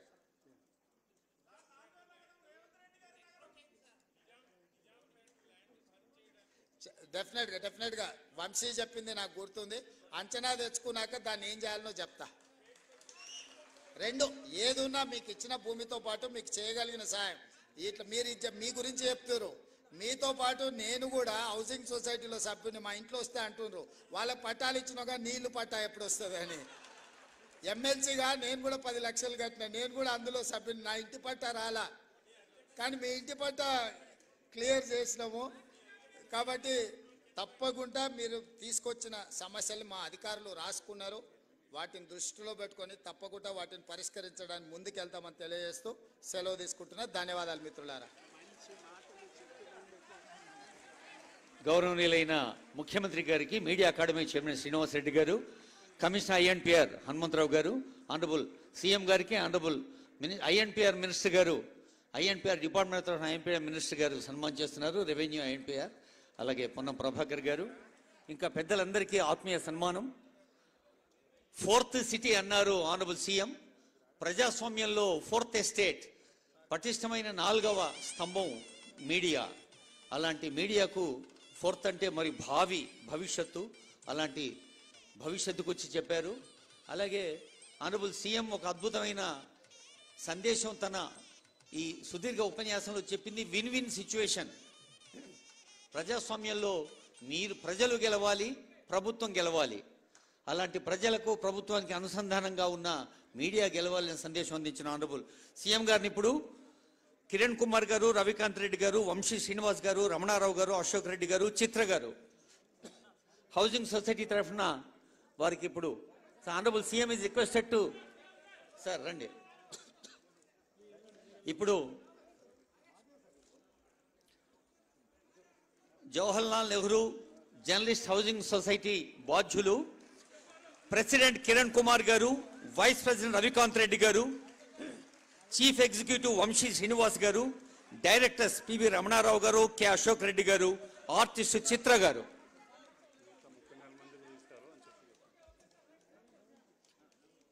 మీడియా అకాడమీ పక్షాన, సమాచార పౌర సంబంధాల శాఖ పక్షాన గౌరవనీయులైన ముఖ్యమంత్రి గారికి, గౌరవ ఐఎన్పిఆర్ మినిస్టర్ గారికి, గౌరవ హైదరాబాద్ జిల్లా ఇన్ఛార్జ్ మంత్రివాళ్లకు, గౌరవ ఎంపీ అనిల్ కుమార్ యాదవ్ గారికి, గౌరవ ఎంపీ కిరణ్ కుమార్ రెడ్డి గారికి, గౌరవ ఎమ్మెల్యే మల్రెడ్డి రంగారెడ్డి గారికి, ఆనరబుల్ అడ్వైజర్ వేం నరేందర్ రెడ్డి గారికి, ఆనరబుల్ మేయర్ విజయలక్ష్మి మేడంకి, honourable deputy mayor Mothe Srilatha Shobhan Reddy గారికి, ప్రజాప్రతినిధులందరకు హృదయపూర్వక ధన్యవాదాలు on behalf of INPR department and media academy. Jawaharlal Nehru journalist housing society ప్రతినిధులు president B Kiran Kumar, vice president R Ravikanth Reddy, chief executive Vamshi Srinivas, director PV Ramanarao, director K Ashok Reddy, artist Chitra కలిసి అందజేస్తున్న సన్మానం.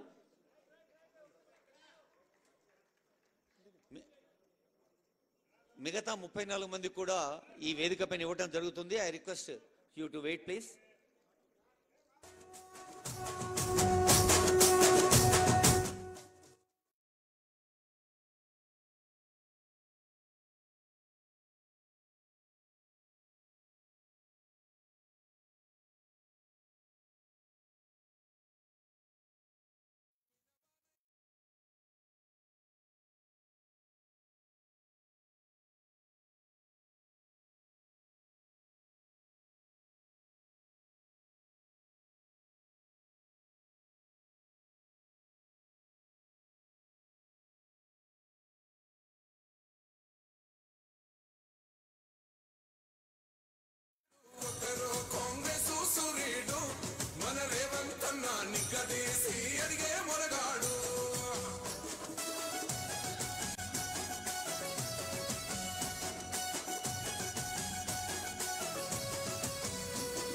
దాడులెన్ని జరిగిన గాని మీడియా అకాడమీ తరఫున